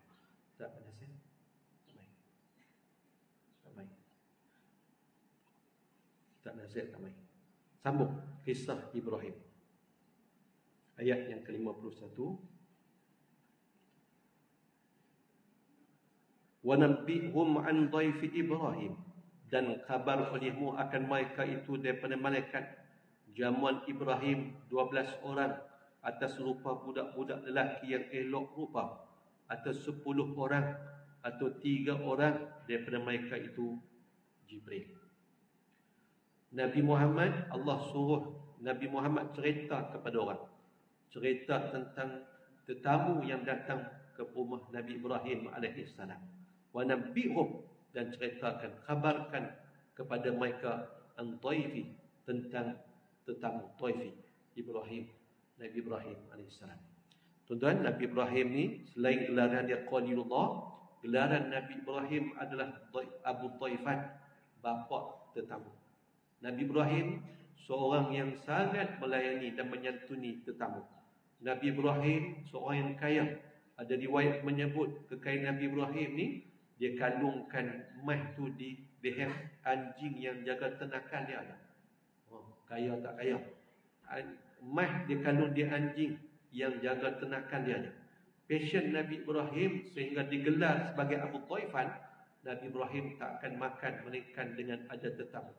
Kena makan dengan orang. Passion dia. Dan tuan-tuan, antara ciri orang baik ialah dia suka berjamu orang. Antut'imut ta'am. Ciri orang baik ni dia suka jamu orang. Tuan-tuan, sama ada orang main rumah dia ataupun dia pergi buat kenduri, pergi masjid ke, hantar makanan ke, dia ni suka jamu orang. Nabi Ibrahim, dia akan cari orang untuk makan bersama dengan dia. Ada riwayat menyebut satu hari ketika Nabi Ibrahim nak jamu seorang untuk makan dengan dia, Nabi Ibrahim tanya, orang tu beriman dengan dia ke tak? Orang tu kata tak beriman, tak percaya apa yang Nabi Ibrahim bawa. Nabi Ibrahim tak mau nak jamu dia. Allah kata, beritahu kat Jibril, kat Nabi Ibrahim, aku tak kira pun bila aku nak bagi makan kepada hamba-hamba aku. Kalau Allah bagi makanan hanya kepada orang beriman, tuan-tuan, orang kafir tak ada habuan, nak hidup macam mana dia? Tapi yang kata dunia ni tak ada nilai di sisi Allah Ta'ala, walaupun seberat sayap nyamuk. Kalau ada nilai dia sebelah sayap nyamuk, orang kafir tak berhak walaupun seteguk ayat kata Nabi. Tapi tak ada harga, tak ada nilai dunia ni di sisi Allah Ta'ala. Nabi Ibrahim pun cari balik tamu tu dan jamu dia. Sahabat Nabi yang rupa dengan Nabi seperti Nabi Isa ni seperti Urwah bin Mas'ud. Nabi sebut, rupa Nabi Musa, muka macam orang itu Nabi sebut, dan rupa Nabi Ibrahim ada seperti rupa Nabi Muhammad sallallahu alaihi wasallam. Kemudian ada seorang ulama wali besar di Damsyik dulu, Syekh Muhammad Sirajuddin bin Abdullah. Ini keturunan mulia sampai kelah, keturunan ni hebat-hebat tuan-tuan. Jadi waktu dia masih remaja lagi, ulama-ulama yang Allah Ta'ala bagi firasat. Bila tengok Syekh Sirajuddin ni, dia kata, budak ni hebat ni. Dia akan didampingi oleh Nabi SAW. Dan bila saya duk baca kisah dia, tuan-tuan, memang mudah sungguh dia dengan Nabi. Dengan Nabi ni mimpi bersama dengan Nabi ni, Allah pun, dan selalu mimpi dia cerita bagaimana dia duduk dalam satu rumah, dan rumah tu akan dihadiri oleh Nabi Muhammad dan juga Nabi Ibrahim alaihissalam. Dan ada orang, ada ulama-ulama lain dalam rumah tu. Tugas dia, tuan-tuan, dia tugas membersihkan rumah tu, buang sampah, cuci apa semua dan layani tetamu.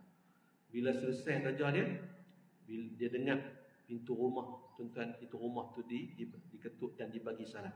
Buka-buka Nabi Muhammad.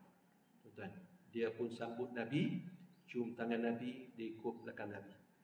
Tuan-tuan, tiba-tiba dia terpandang baki sampah. Lah, tak selesai lagi. Dia pun pergi kalut-kalut, buang baki sampah tu keluar. Duk tunggu. Nabi tanya, Nabi Ibrahim tak main lagi, tak apa lagi. Dia kata tak sampai lagi.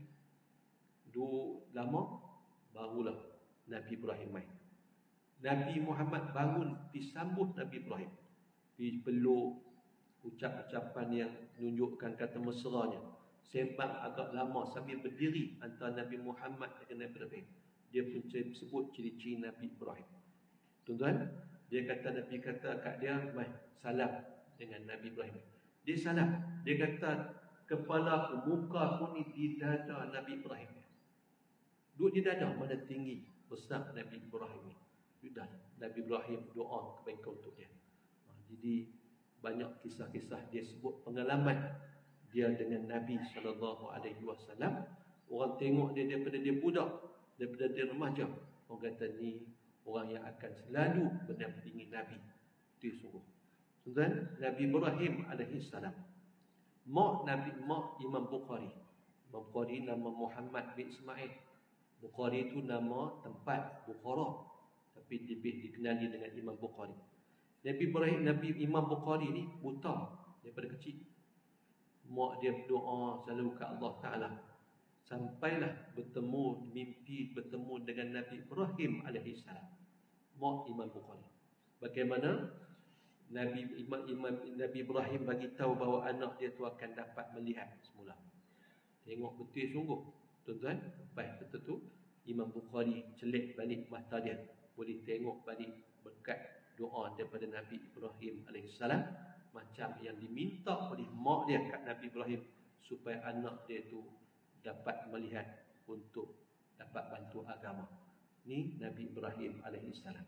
Tuan-tuan, ayat ni juga akan jadi bukti bahawa Nabi kata Nabi Ibrahim, aku daripada kamu takut takkan lihat orang-orang ini tiada makan anak lembu bakar yang di bawah hadapan mereka itu. Bila mereka masuk jumpa Nabi Ibrahim alaihissalam, mereka ucap salam.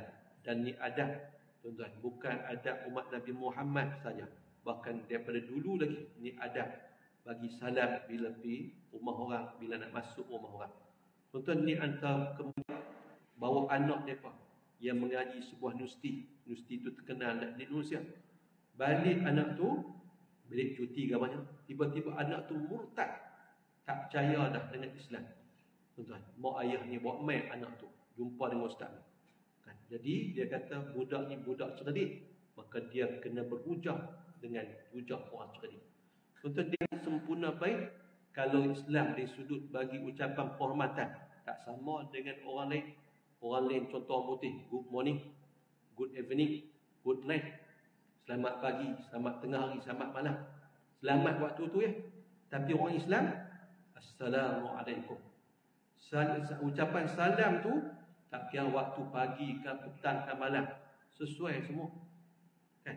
Kalau kamu duduk di luar negeri, contoh duduk di Amerika, telefon kat mak ayah di Indonesia, dia kata, telefon, ayah, selamat pagi. Selamat pagi apa? Di Indonesia malam. Dia bagi hujah, dia bagi budak tu budak cerdik. Kamu sana pagi, tapi ayah kamu di Indonesia nak malam. Dia bagi satu budak tu akhirnya mengucap dua kalimah syahadah balik. Tuan-tuan, ni adab kita. Bagi salam. Walaupun rumah kita masuk, kita pergi tu tak ada penghuninya, bagi salam. Nabi ajak bagi salam. Dan kita duk sebut berapa kali sebelum ni, bila ada sahabat mai jumpa Nabi mengadu kefakiran dia, Nabi bagi petua, bagi salam bila masuk rumah walaupun tak ada orang. Bagi salam, assalamu alayna wa ala ibadillahi salihin. Ada orang assalamualaikum warahmatullahi wabarakatuh.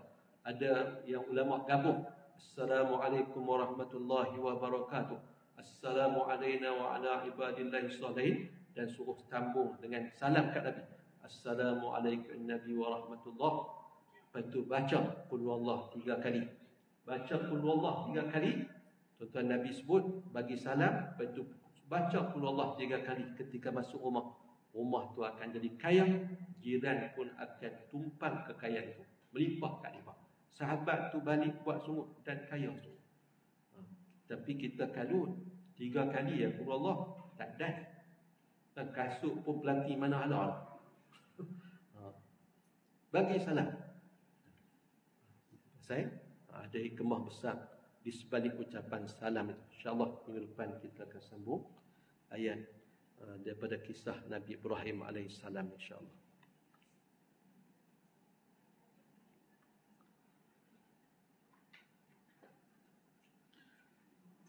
Mari sama-sama kita akhiri dengan sedikit doa dan setelah itu dengan tasbih kafarah dan suratul Has. Bismillahirrahmanirrahim. Alhamdulillah wassalatu wassalamu ala Rasulillah wa ala alihi wa sahbihi wa man walah. Rabbana zidna ilma wasi' fi rizqina wa barik lana fima razaqtana. Allahumma inna nas'aluka al-futuha wal munuha wal rusukh wa salaha al-qalbi wal jasadi wal ruh wa taubatan nasuh. Rabbana atina fid dunya hasanah wa fil akhirati hasanah wa qina azaban nar. Wa sallallahu ala sayyidina Muhammad wa ala alihi wa sahbihi ajma'in. Walhamdulillahi rabbil alamin. Subhanakallah.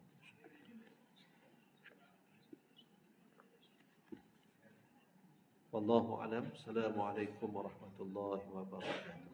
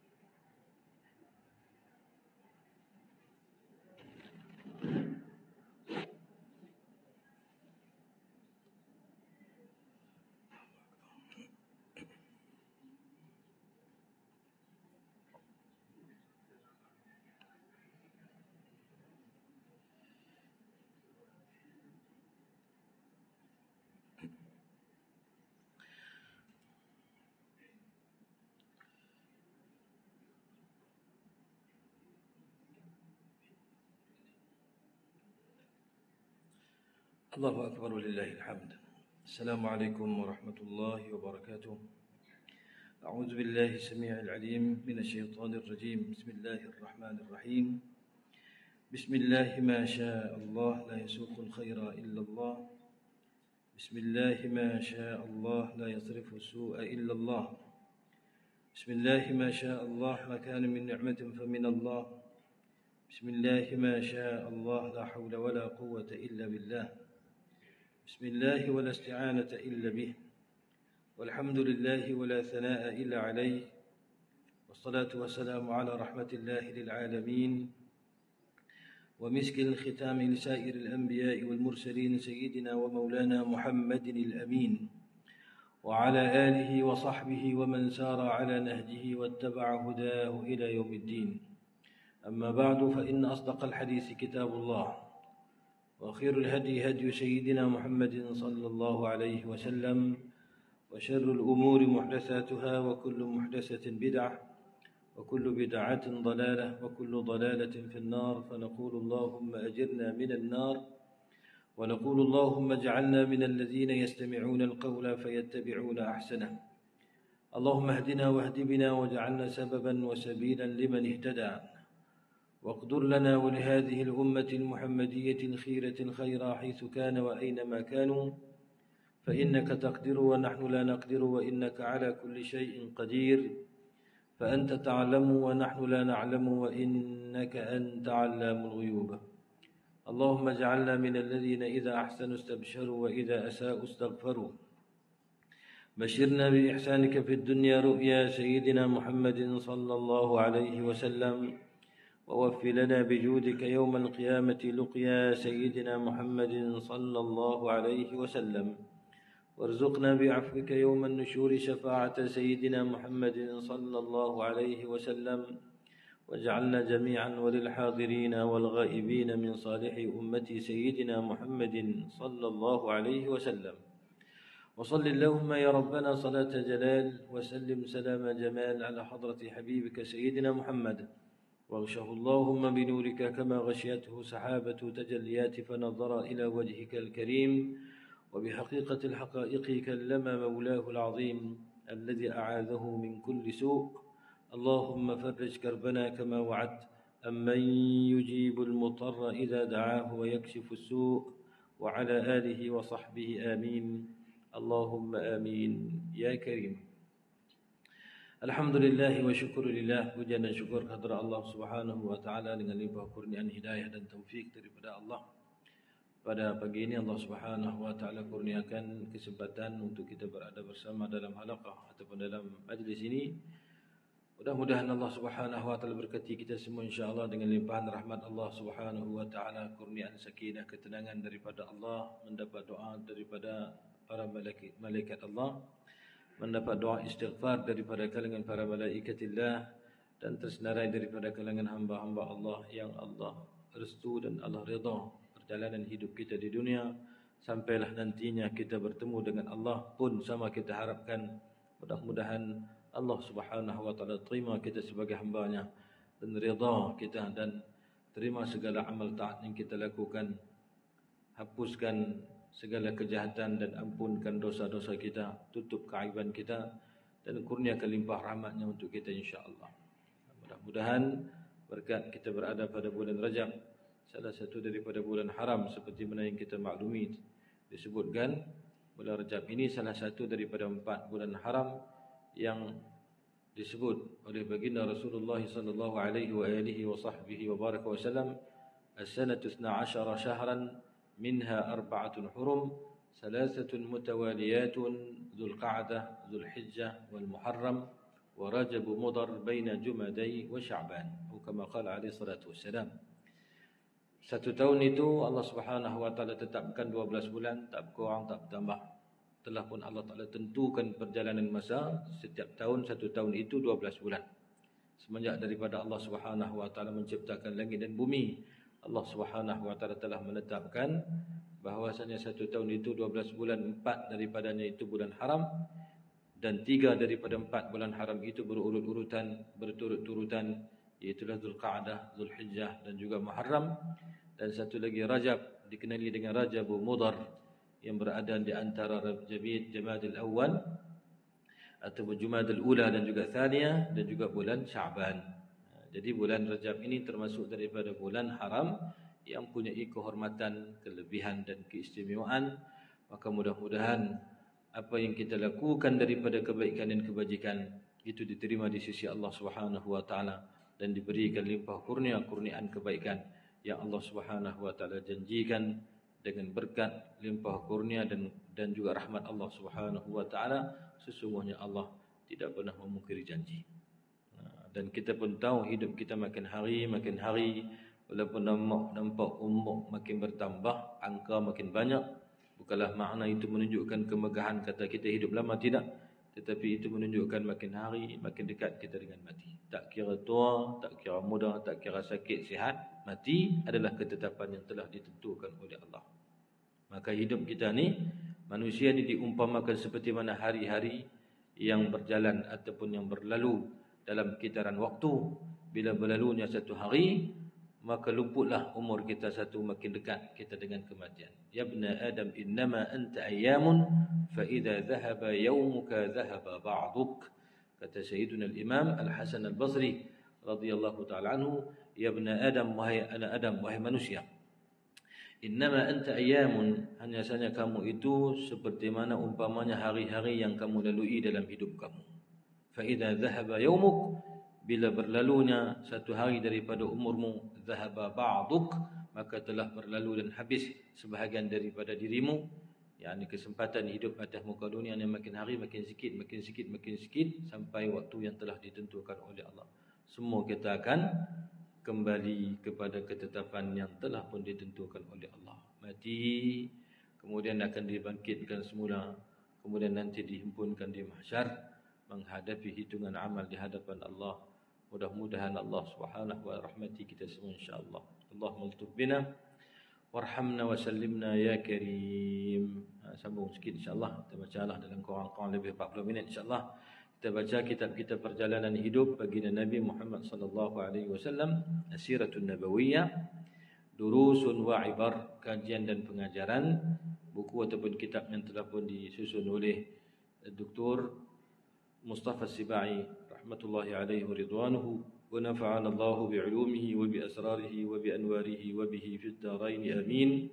كما نسأل الله تبارك وتعالى أن يمن علينا بكل خير وبركات ببركة مشايخنا وأئمتنا جميعا سلفا وخلفا في الدارين آمين. Kita sambung hari ini insya-Allah kitab yang bercetak Jawi pada muka surah 67. Yang Rumi kena semak tajuklah. Kita masih lagi berkenaan dengan beberapa pengajaran, pelajaran dan pengajaran daripada tajuk semenjak hijrah Sayyidina Nabi Sayyidina Rasulullah sallallahu alaihi wasallam sehingga baginda menetap di Madinah. Itu tajuk besar dia. Lepas tajuk itu dia ada beberapa pelajaran dan pengajaran. Buku Rumi boleh, yang ada buku kitab cetakan Rumi boleh tengoklah. Tajuk dia semenjak hijrah Sayyidina Rasulullah sallallahu alaihi wasallam sehingga baginda menetap di kota Madinah Al-Munawwarah. Kemudian dia ada beberapa pelajaran dan pengajaran. Tengok hari ini nak sambung pengajaran yang ke-14 pada muka surat 67 bagi kitab yang bercetak Jawi. Yang Rumi boleh rujuk itulah, rujuk pada perkara yang ke-14 daripada pelajaran itu.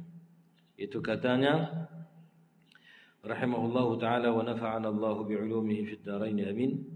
Daripada rentetan peristiwa hijrah baginda Rasulullah sallallahu alaihi wasallam ke Al-Madinah Al-Munawwarah itu, ternyata bahawa baginda Rasulullah sallallahu alaihi wasallam tidak berhenti di satu tempat, melainkan kerja yang mula-mula dilakukannya ialah membina masjid yang boleh dijadikan tempat berkumpul bagi orang Islam. Sebab itu terbinalah Masjid Quba ketika baginda bermukim di sana selama 4 hari. Setelah itu terbina pula sebuah masjid yang lain di pertengahan jalan antara Quba dan kota Madinah, iaitu di perkampungan Bani Salim Ibn Auf. Bertambah sebuah wadi, bertambah masjid lagi di sebuah wadi yang dikelilingi dengan nama Wadi Ranuna. Di sanalah sempat baginda melakukan salat Jumaat. Manakala sesampainya saja baginda sallallahu alaihi wasallam di kota Al-Madinah Al-Munawwarah, maka kerja yang mula-mula dikerjakannya juga adalah membina Masjidin Nabawi. Cerita bina masjid ini dah sebut dah ringkas dulu pada cerita berkenaan dengan bab itu. Ini dipetik balik untuk diambil pengajaran, menunjukkan kepada kita bahawasanya besar kepentingan dan fungsi masjid dalam kehidupan kita. Sama ada membinanya dan mengimarahkannya. Kedua-duanya ada kelebihan. Masjid ini jadi qalbul mujtama', jadi jantung kepada masyarakat. Kalau masjid itu hidup, maka insya-Allah masyarakat akan hidup. Tapi kalau masjid itu mati ataupun masjid itu tak mati, tapi ghalid ataupun masjid itu jadi hidup macam kita kata ada saja tapi tak berfungsi, maka itulah cerminan dan itulah keadaan masyarakat yang berada di sekitarnya. Sebab itu masjid ini antara perkara yang Allah Subhanahu wa taala berikan perhatian. Dalam firman Al-Quran ada ayat cerita tentang masjid, ada ayat cerita tentang mengimarahkan masjid, dan ada celaan terhadap golongan yang menghalang orang daripada mengimarahkan masjid. Orang yang tak bagi orang pergi masjid ataupun halang tak bagi tak bagi dihidupkan program-program masjid untuk mendidik masyarakat ataupun untuk melibatkan masyarakat supaya dekat kepada Allah. Jadi besarnya fungsi masjid dalam kehidupan dapat dilihat, diambil pengajaran daripada sirah Nabi SAW, di mana tempat Nabi singgah maka Nabi akan bina masjid, Masjid Quba, dan juga masjid di perkampungan Bani Salim ibn Auf, Masjidil Jum'ah. Kemudian masjid baginda Nabi SAW, Masjid Nabawi, ketika mana Nabi sampai di kota Madinah Munawwarah. Maka dikatakan tadi, masjid ini adalah suatu tempat yang memberi kesan yang sangat besar dalam masyarakat. Sehingga kan dalam Al-Quran, Allah Subhanahu wa ta'ala memberikan tanda kepada hamba-hambanya yang mengimarahkan masjid, itu adalah bukti zahir seseorang itu beriman kepada Allah. Bukti zahir. Adapun batin itu hanya Allah sebenar mengetahui. Tapi kita hukum apa yang kita tengok. Kalau orang tu rajin pergi masjid, rajin ada di masjid dan rajin berjamaah di masjid, rajin menghadirkan diri di masjid dan segala aktiviti, maka itu sebahagian daripada tanda-tanda zahir yang menunjukkan adanya iman dalam diri seseorang. Innama ya'muru masajidallahi man amana billahi wal yawmil akhir وأقام الصلاة وآتى الزكاة ولم يخشى إلا الله فعسى أولئك أن يكونوا من المهتدين. Allah sebut dalam surah Taubah, innama ya'muru masajid Allah, hanya saja yang mengimarahkan masjid-masjid Allah di muka dunia ni, man amana billahi wal yawmil akhir, itu adalah manusia yang beriman kepada Allah. Tanda seseorang itu beriman kepada Allah dan hari akhirat. Dan kita dah sebut dulu kenapa disebut beriman kepada Allah dan beriman kepada akhirat saja. Karena dua benda ini di antara tunjang iman itu beriman kepada Allah dan beriman kepada hari akhirat. Walaupun rukun iman itu bukan dua saja, rukun iman ada 6 kan. Tapi disebut dalam hadis pun disebut, dalam Quran pun kebanyakan disebut man amana billahi wal yaumil akhir. Dalam hadis pun man kana yu'minu billahi wal yaumil akhir. Kenapa disebut beriman dengan Allah dan beriman dengan akhirat? Kata sebahagian daripada para ulama, yakni sebahagian daripada wajah pandangan dan takwilan keterangan para ulama mengatakan kerana beriman kepada Allah Subhanahu wa taala itu mengingatkan manusia akan asal kejadiannya, Allah yang menciptakannya. Dan beriman kepada akhirat itu mengingatkan kesudahan dan pengakhiran hidupnya. Semua kita mati nanti dan kita akan berpindah daripada alam dunia ke alam akhirat. Jadi orang yang ingat asal dia daripada tak ada, Allah yang mengadakan dia, dan dia hidup atas muka dunia ni tidak kekal selama-lamanya, dia akan berpindah mati, nanti akan kena akhirat. Orang ni dia akan berhati-hati, dia tidak akan lupa daratan dalam hidupnya. Macam kita lah dalam resam pepatah Melayu pun, orang yang ingat asal usul ni dia tak mudah lupa daratan, dia tak mudah ghalit, dia tak mudah sombong, dan dia ingat asalnya daripada mana. Maka lebih daripada itu dalam prinsip iman, orang yang ingat, yakin bahawasanya dia ini makhluk yang Allah Ta'ala ciptakan. Kalau tak sabit Allah yang kurniakan kepadanya ni'matul ijad, nikmat Allah menciptakan, mewujudkan di atas muka dunia, maka kita pun tak berkesempatan apa satu habuk pun tak ada. Kalau Allah tak bagi kita hidup atas muka dunia ni, kita tak boleh buat apa. Tak ada kebajikan yang mampu untuk kita lakukan. Oleh kerana Allah bagi kita adalah kita boleh rukuk dan sujud pada Allah, kita boleh bertasbih, bertahmid, bertakbir, memuji Allah, kita boleh merebut segala kebaikan dan kebajikan dengan pahala ganjaran yang dijanjikan oleh Allah. Jadi kalau tidak Allah yang mengurniakan satu nikmat yang besar, iaitu nikmatul ijad, kita tak berkesempatan untuk merebut segala kelebihan. Dan kalau tidak kerana Allah yang mengurniakan nikmatul imdad, Allah cukupkan segala keperluan dalam hidup kita ni. Allah cipta kita cukup anggota, cukup indera kita, ada yang zahir, ada yang batin. Allah bagi cipta mata, Allah bagi sifat perlihat, Allah bagi ciptakan lidah, Allah bagi sifat perkataan, Allah bagi ciptakan telinga, Allah bagi sifat pendengar kat kita.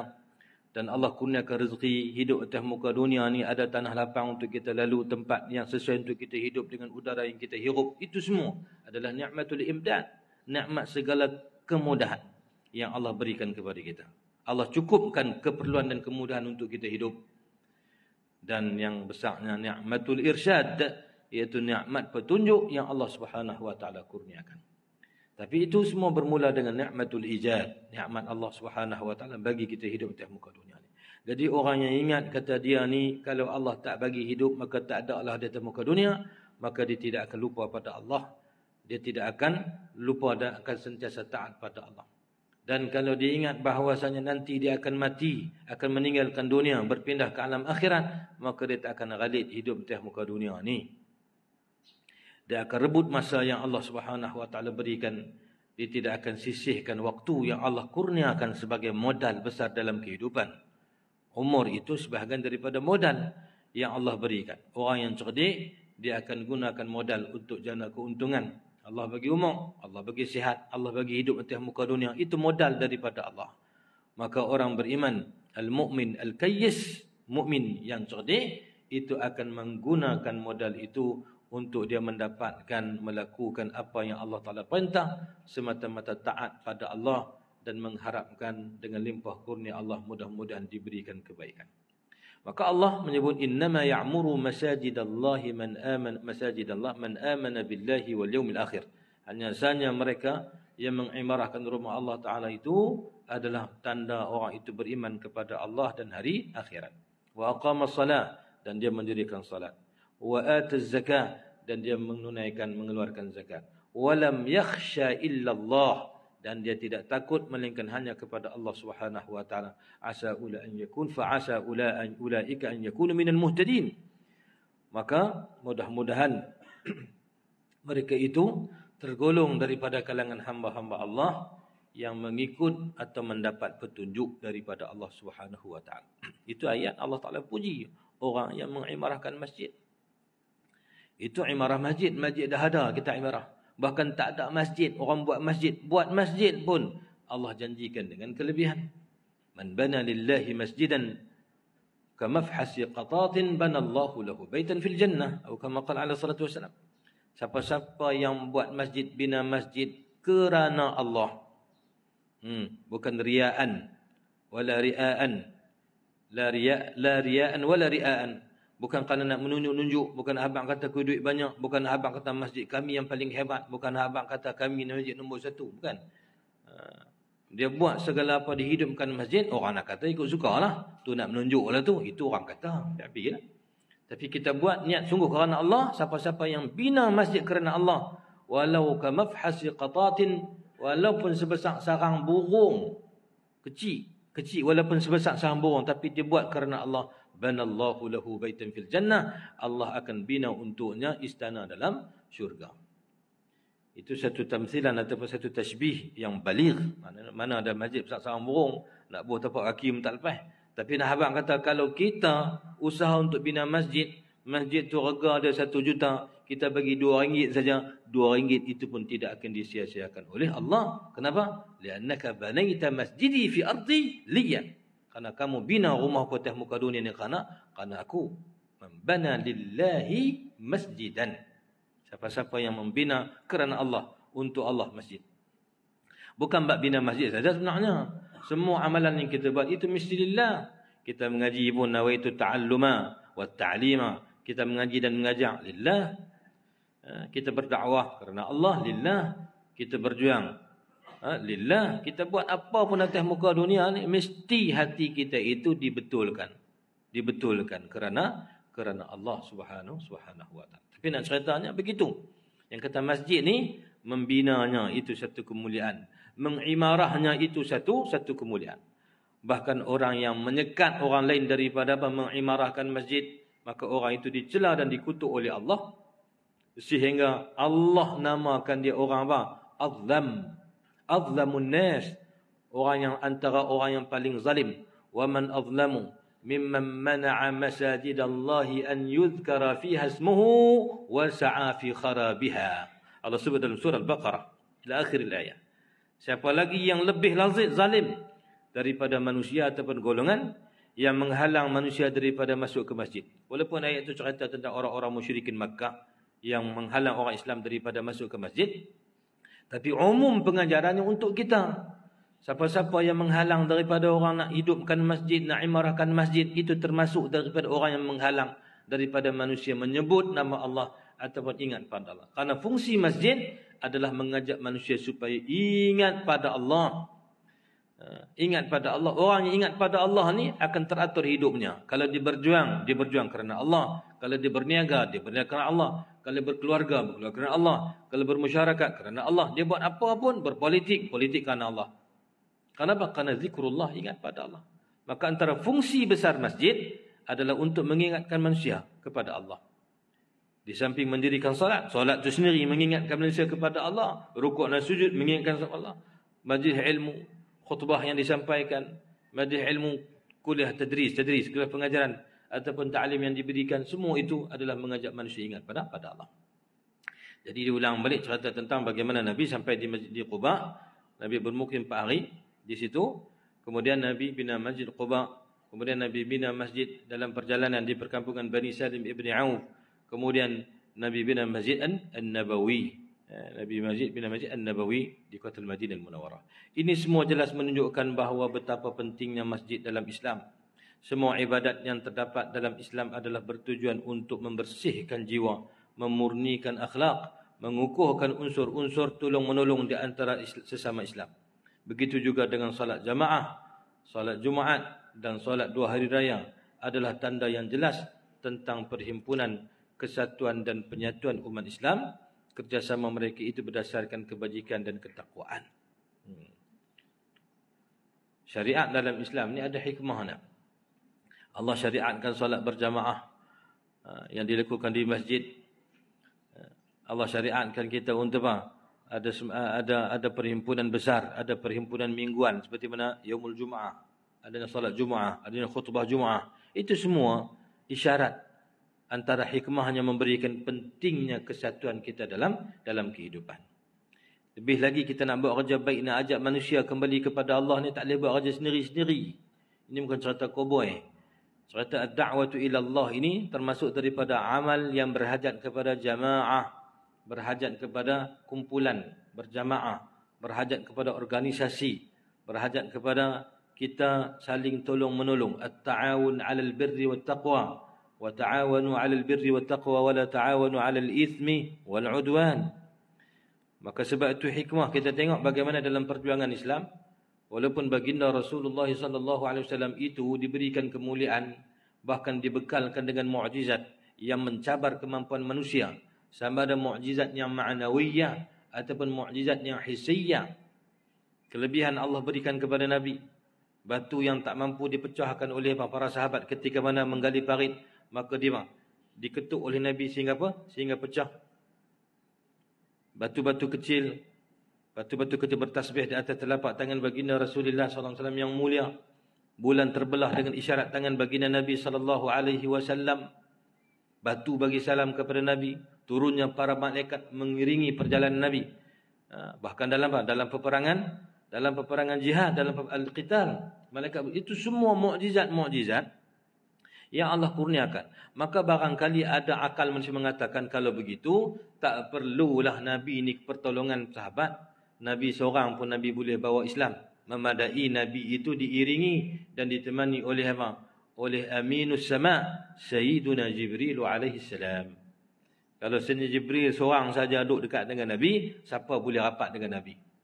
Sayyidina Jibril yang kalau rupa sebenar tengok ada tidak kurang daripada 600 sayap, angkat sebelah tu tertutup ufuk timur dan barat. Siapa nak boleh lawan Nabi? Siapa nak boleh mendekati atau melakukan sesuatu? Ataupun kalau tak ada malaikat Jibril pun, Allah Subhanahu wa taala berikan jaminan. Wallahu ya'simuka minan nas. Allah sendiri yang akan menjaga Nabi daripada apa? Daripada manusia.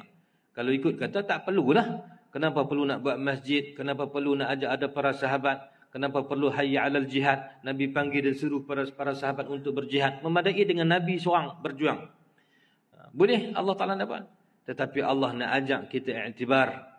Allah nak bagi kita, nak ajak kita hikmah. Sunnatullah, sunnah Allah, hukum dan peraturan Allah dalam menyampaikan risalah itu. Allah suruh kita sampaikan secara berjamaah. Rasul diutuskan wahyu, maka ada golongan hawariyin, ada golongan ansar, ada sahabat-sahabat dan pembantu yang berada di sekeliling baginda Rasulullah sallallahu alaihi wasallam, seperti mana nabi-nabi terdahulu ada sahabat ataupun teman setia yang bersama dengan mereka, maka baginda Rasulullah sallallahu alaihi wasallam dikelilingi oleh para sahabat minal muhajirin wal ansar, daripada kalangan muhajirin dan ansar.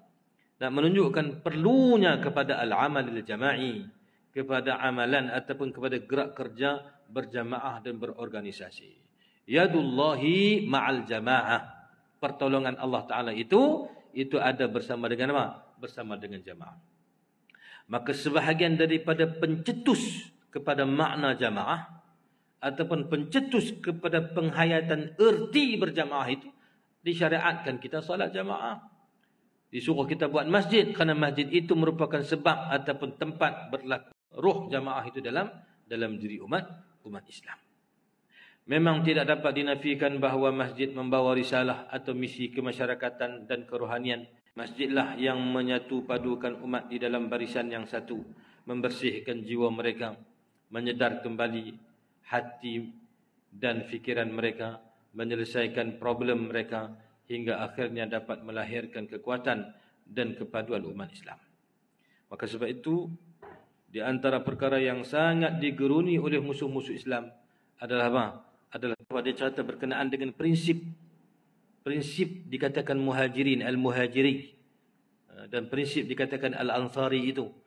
Dia bukan hanya cerita tentang orang Mekah dan Madinah yang bersatu, tetapi bagaimana pengorbanan, kesetiaan, kejujuran, kasih atas nama agama, al-mahabbatu fillah, kasih kerana Allah Subhanahu wa taala, as-thiqatu ma bainahum billah lillah, kesetiaan saling percaya sesama mereka itu kerana Allah. Itu dah sumber masalah yang jadi di Madinah. Itu puncanya daripada orang munafik. Tersebarnya berita palsu. Siapa yang buat? Ketika mana berlakunya fitnah kepada Sayyidatina Aisyah binti Abi Bakr as-Siddiq, as-Siddiqah binti Siddiq radhiyallahu ta'ala anhuma, ummul mu'minin.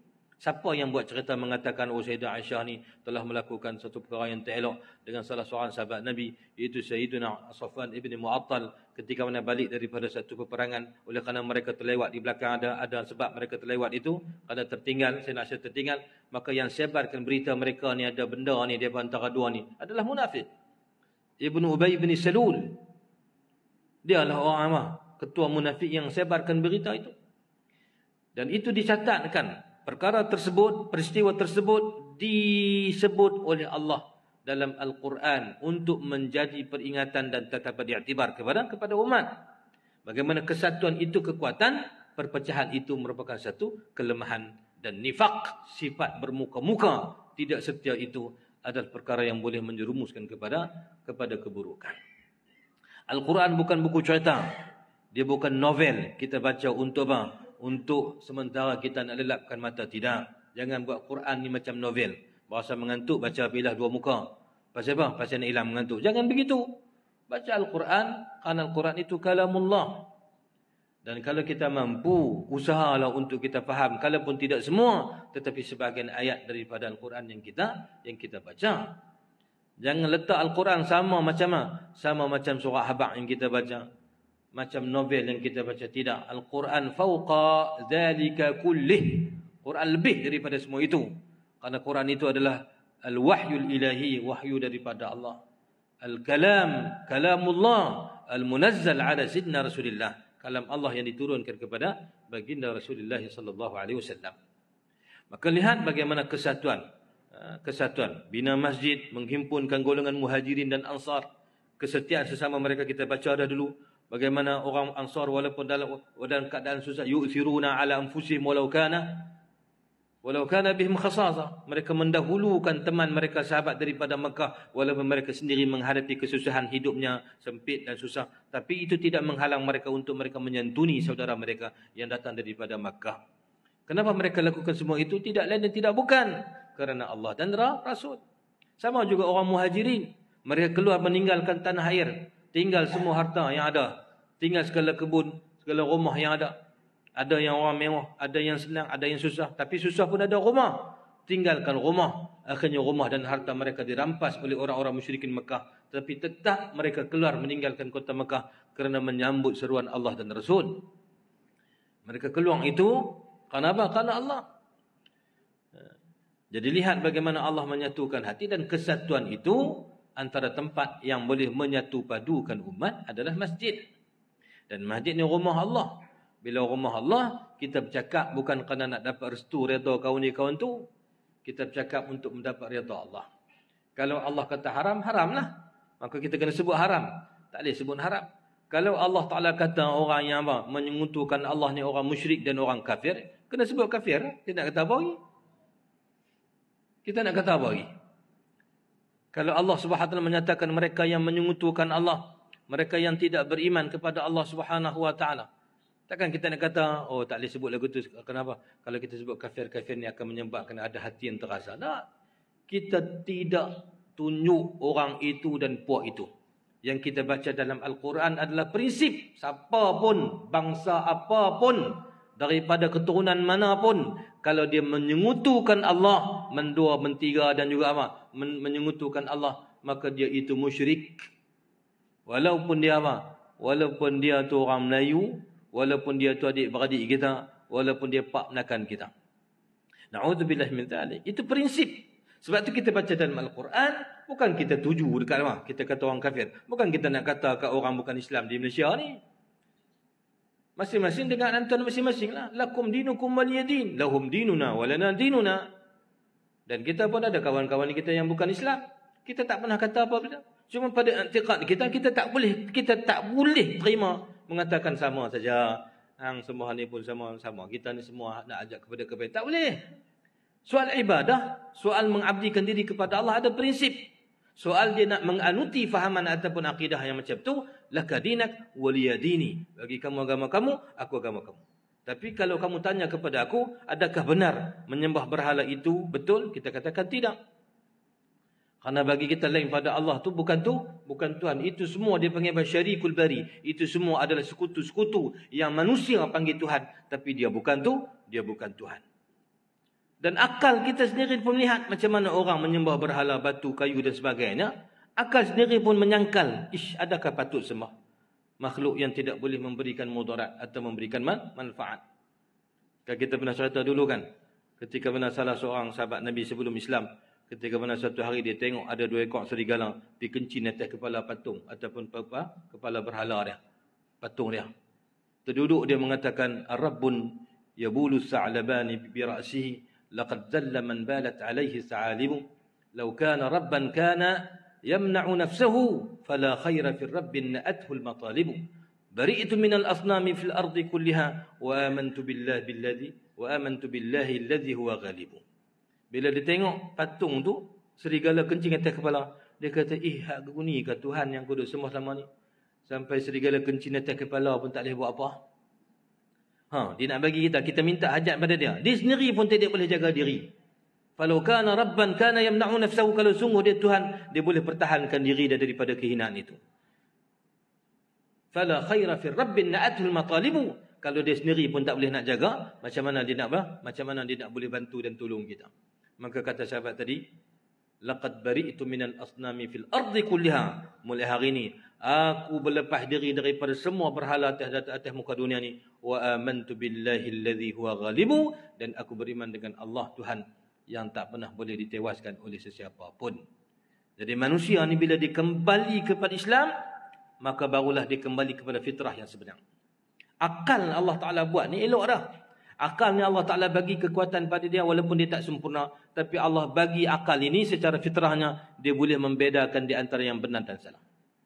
Tetapi apabila manusia itu ada kufur dalam dirinya, ada jahiliah dalam dirinya, perkara inilah yang menghalang daripada fungsi akal itu berfungsi seperti mana yang Allah berikan fitrah kepadanya.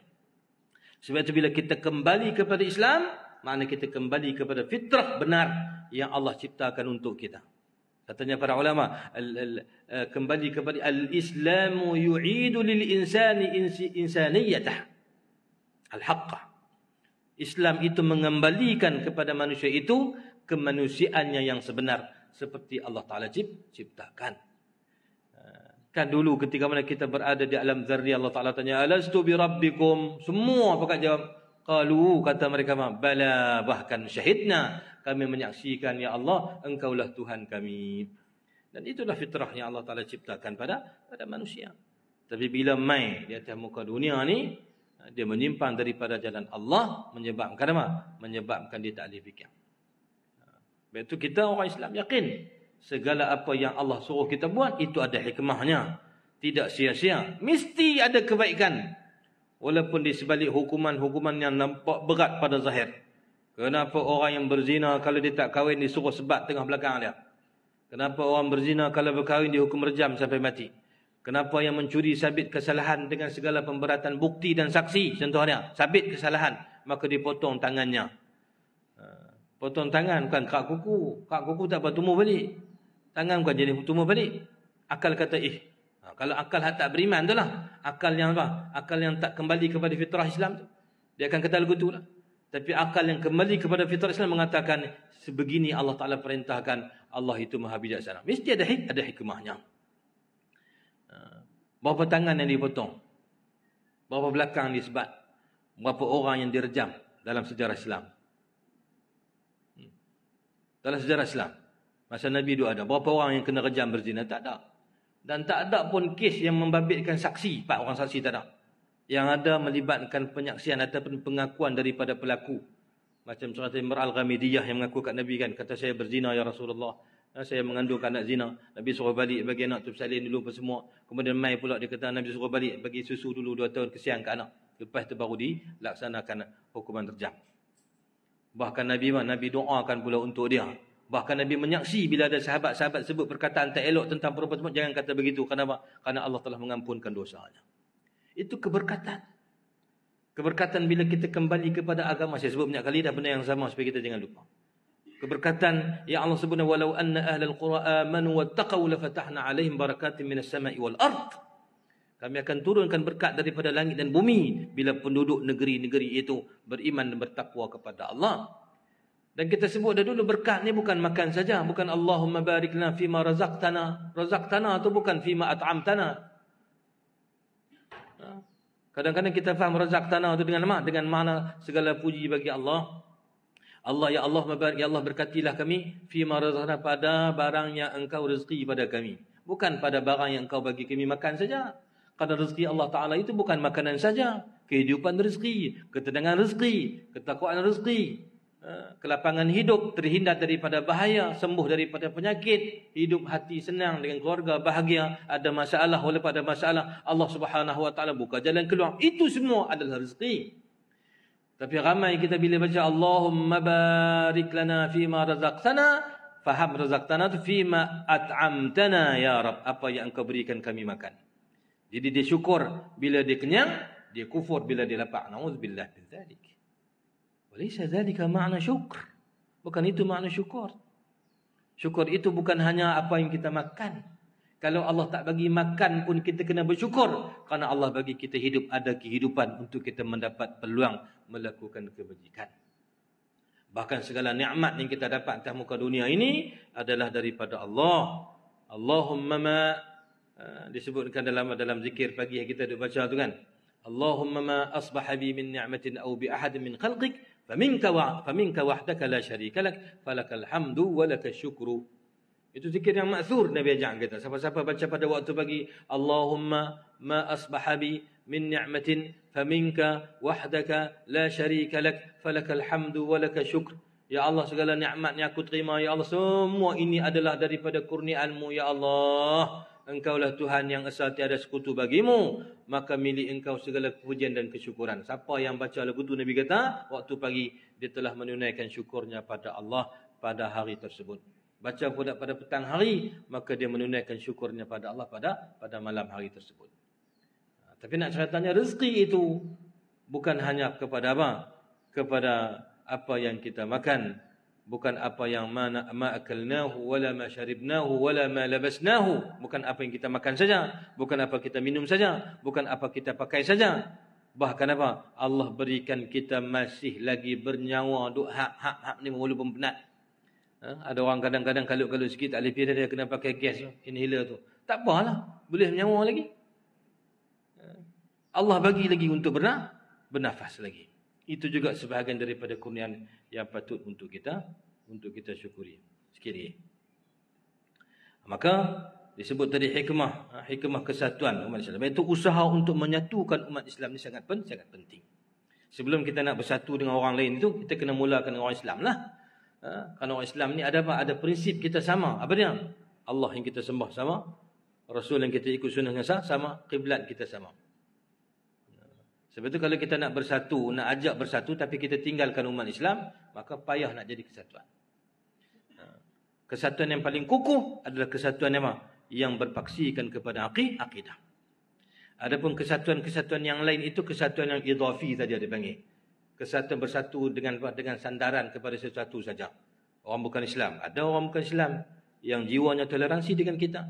Kita tidak mencemuh orang bukan Islam. Ya, akidah mereka kufur. Akidahnya kufur. Tapi ada orang kafir yang mereka itu boleh bertoleransi dengan kita. Dia tahu kata ini agama kita yang tak patut yang tak patut dia campur. Dan kita pun tak nak campur agama dia. Dia nak buat sambutan, contoh sambut apa-apa. Pasal apa? Bubuh mocun sampai pasal dia nak halau hantu. Itu dia punya kepercayaan dia. Dan kita tak kata apa. Ada orang bukan Islam yang kadang ada hari-hari tertentu pada sambutan, cucuk diri dengan besi berjalan atas bara api. Pun kita tak kata apa. Kenapa? Kerana itu kepercayaan yang dia pegang. Tapi kalau tanya kita boleh tak punya?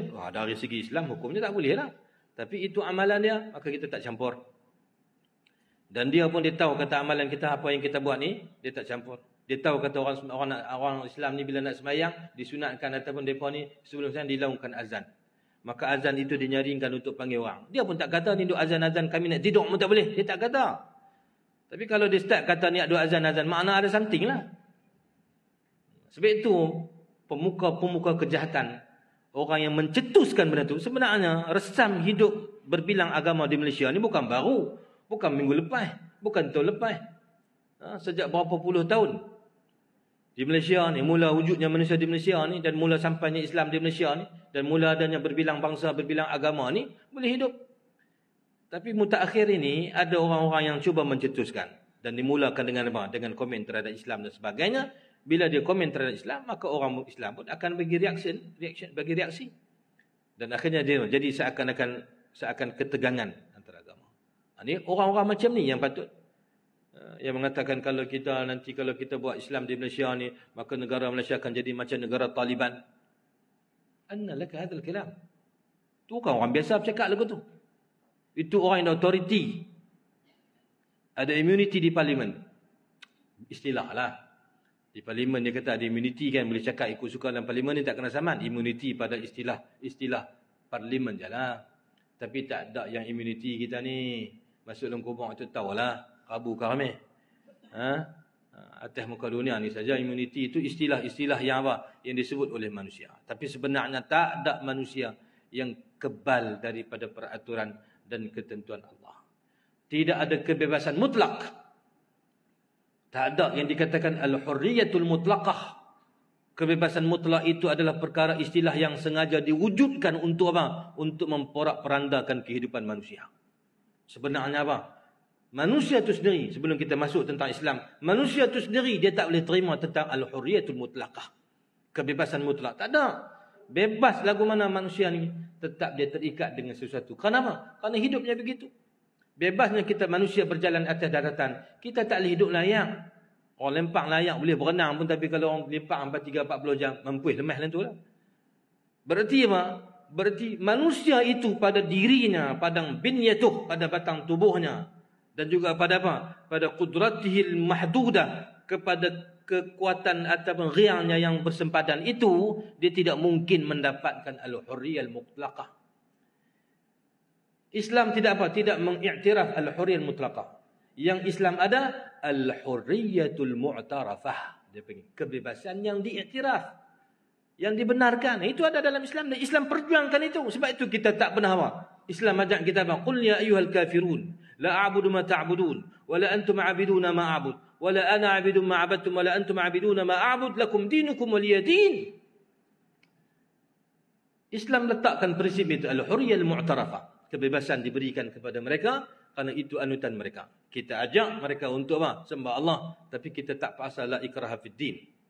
Jadi beza di antara kebebasan mutlak yang sekarang diperjuangkan oleh orang-orang liberal sekarang di Malaysia ni Dan sekarang ni orang liberal di Malaysia ni semua lapisan. Ahli politik ada, ahli akademik ada, pengamal undang-undang ada, orang yang jutawan daripada pun ada. Kita berhadapan dengan apa? Dengan izm ataupun dengan apa? Dengan pemikiran begitu. Maka kebebasan mutlak itu ditaja oleh orang-orang liberal untuk apa? Untuk mencabut pancang-pancang dalam masyarakat ni sehingga manusia hidup tak bersempadan. Itu rosak. Hidup tak bersempadan ni rosak. Macam kita buat contoh dulu kan. Allah Ta'ala buat muka bumi alam ni pun ada sempadan. Ada langit, ada bumi. Ada alam ulwi, langit. Ada alam sufli, bumi. Ada alam barri di daratan. Ada bahri di lautan. Cuba gue sekali. Gue langit bumi tak ada sempadan. Atau gue sekali darat ni laut tak ada sempadan. Mampu nak duduk laut. Kita tak boleh survive. Maka sebab itu yang Islam berikan al-hurriyatul mu'tarafah, kebebasan yang diiktiraf atau yang diperakukan. Adapun kebebasan mutlak itu adalah apa? Angan-angan dan kesesatan yang dibawa oleh orang-orang liberal untuk membawa manusia kepada kesesatan dan kerosakan. Sikit lagi. Saya ada puasa lagu nak boleh habis tak boleh mengaul. Banyaklah. Kita habis panggang kita berhenti insya-Allah. Sesungguhnya sejarah telah membuktikan bahawa dari masjidlah pasukan tentera-tentera Islam berangkat menuju ke medan juang untuk menyebarluaskan hidayah Allah Subhanahu wa taala ke seluruh pelosok dunia. Seruan jihad itu datang daripada masjid. Disiplin jihad itu dibacakan apa? Diajar oleh Nabi di masjid. Di masjid ajak manusia berjihad. Kita di masjid tak boleh. Ajak manusia bagi apa? Bagi betul semayang, betul ambil semayang sudah. Zakat, haji sudah. Hak jenis jihad, ajak manusia berjuang mempertahankan agama. Oh, jangan sebut ini politik. Oh, itu pemikiran yang salah lah. Bukanlah mana kita lekehkan mengaji kitab semayang, jangan. Tentunya yang kata jangan sebut macam setengah orang kata duk mengaji apa bab semayang tak habis-habis.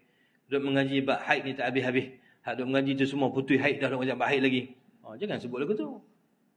Kerana haid ni dia bukan mengaji dekat orang yang ada haid saja. Kalau betul orang lelaki tak ada mengaji, orang lelaki pun kena mengaji. Pasal apa? Pasal ilmu tu ada yang beramal, ada yang untuk disampaikan.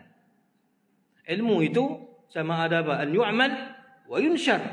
Ilmu itu disampaikan, diamalkan dan disampaikan. Ada ilmu yang kita tak perlu beramal pun, tapi kita kena sampaikan. Orang mengaji bab haid, bab istihadhah. Dia bukan ada haid pun, tapi dia mengaji pasal apa? Pasal dia ketua keluarga. Dalam institusi keluarga tu dialah mufti lah. Kalau dia reti lah. Dialah mufti dalam keluarga. Kalau ada masalah apa-apa, maka ahli keluarga, isteri dan anak dia akan tanya pada dia. Kalau dia tak boleh, dia kena mengaji dan dia kena hantar keluarganya untuk belajar. Jadi kita tak pelekehkan. Kita bab semayang dia kena mengaji. Kerana akan selagi ada manusia yang dia tak faham, tak terti semayang sampai kiamat. Akan ada manusia. Kita kata saya mengaji 3-4 kali, itu hang. Orang lain. Maka sebab tu kalau ada tok-tok kita mengajak kita menyetir musalli, kita kata tak habis-habis kita musalli ni. Jangan sebut perkataan itu. Yang tu kena kekalkan. Tapi di samping dikekalkan itu, maka jangan kita abaikan juga ilmu-ilmu yang lain dalam Islam yang patut diberikan kesedaran. Termasuk yang berkaitan dengan politik Islam. Kena ajak di masjid. Baru manusia boleh membezakan yang mana satu politik yang apa? Politik yang muhtaramah, masyru'ah, politik yang ada apa? Ada kehormatan. Jangan sampai kita terjebak dengan politik dia panggil siasatul ghabah. Politik kehutanan ni. Siapa yang kuat berkuasa, cekau kat dia semua. Yang berkuasa buat apa pun tak apa. Halal. Halal. Kalau dia ada kuasa. Kalau tak ada kuasa, dia tak ada kuasa. Politik hutan, rimba, politik kerimbaan. Pasal apa? Pasal al-baqa' lil aslah. Hak mana kuat, maka dia yang kekal. Maka yang tak ada kuasa dia akan ditindas. Bukan Islam ajak macam tu. Maka sebab itu perlu untuk kita masjid mendidik masyarakat kepada apa? Kepada ilmu Islam dan panduan-panduan dalam kehidupan. Bahkan adat yang kita nak buat kalau tak bercanggah dengan syariat itu diperakukan. Sebab itu adanya kaedah apa? Al-adatul muhakkamah. Adat yang apa? Yang diterima dalam angkat sound lagu raya dalam masjid pula. Itu tak boleh lah. Masjid tempat suci. Menyembang dunia pun tak boleh. Tambah duk selamat hari raya dia buh dalam sound dalam masjid tu. Duk bergendang dalam tu. Itu kurang elok lah. Dia tidak apa? Tak kena dengan apa? Tempat suci. Tapi kita nak panggil berhimpun. Buat kemah di luar. Nak pasang lagu raya di luar tu boleh lah. Panggil semua anak qaryah main. Itu adalah din, agama yang Allah turunkan untuk kita mengatur perjalanan hidup kita. Bukan Islam tak boleh makan, walaupun dalam Islam ada puasa, bukan suruh tak boleh makan. Makanlah, nak makan apa pun. Pastikan yang halal. Sila. Oh nak buat rumah bagi besar sikit, contoh lapang adik-beradik ramai balik senang. Saya pun nak menentu ramai ustaz buat rumah bagi 6 bilik bagi besar sikit. Buatlah. Ada duit. Jangan lebih ramu nak orang sudah. Buat. Dan buat tu pula bukan kerana nak menunjuk, tapi buat betul-betul kerana apa? Kerana nak santun tetamu yang mai. Boleh pahala. Walaupun dia buat tu rumah, dia bukan buat masjid, dia buat rumah. Tapi kerana Allah, untuk santun adik-beradik, anak menentu balik, lapang, kawan-kawan nak buat kenduri, panggil orang kamu sedang. Di sisi Allah. Alhamdulillahilladzi hadana al-Islam. Tuan-tuan, nikmat apa lagi yang kita tak mahu mengaku nikmat besar Allah pilih kita jadi umat Islam ini, bererti kita berpeluang untuk sentiasa berada di dalam kebajikan. Ni lah sungguh lah, 2 kali lah tak berhenti lagi ni. Ni betul berhenti. Di masjidlah berkembang biak kebudayaan dan tamadun Islam. Sebagai bukti, lihatlah Sayyidina Abu Bakar Siddiq, Sayyidina Umar, Sayyidina Uthman, Sayyidina Ali, Sayyidina Khalid Ibn Walid, Sayyidina Sa'ad bin Abi Waqqas, Sayyidina Abu Ubaidah al-Jarrah bin al-Jarrah radhiyallahu anhum, dan lain-lain seumpamanya yang terdiri daripada para pemimpin Islam yang agung di dalam sejarah. Semua mereka adalah murid-murid lulusan Madrasah Muhammadiyah. Itu dipanggil Nabi Muhammad, bukan. Ini cuma dipanggil di bawah bimbingan baginda Rasulullah sallallahu alaihi wasallam yang berpusat di Masjidin Nabawi di Al-Madinah Al-Munawwarah. Belaka semuanya mereka itu adalah lulusan yang lahir daripada didikan dan terbiah Nabi SAW yang bermula di masjid. Jadi kita kena ada yanfa'una wa zidna ilma ya rabbal alamin wa hdina kullana ya rabbana ila sawa'is sabil. Allahumma arina al-haqqa haqqan warzuqna ittiba'ah wa arina al-batila batilan warzuqna ijtinabah. Allahumma ij'alna minal mutahabbin fik waj'alna minal mutajalisin fik waj'alna minal mutazawwirin fik.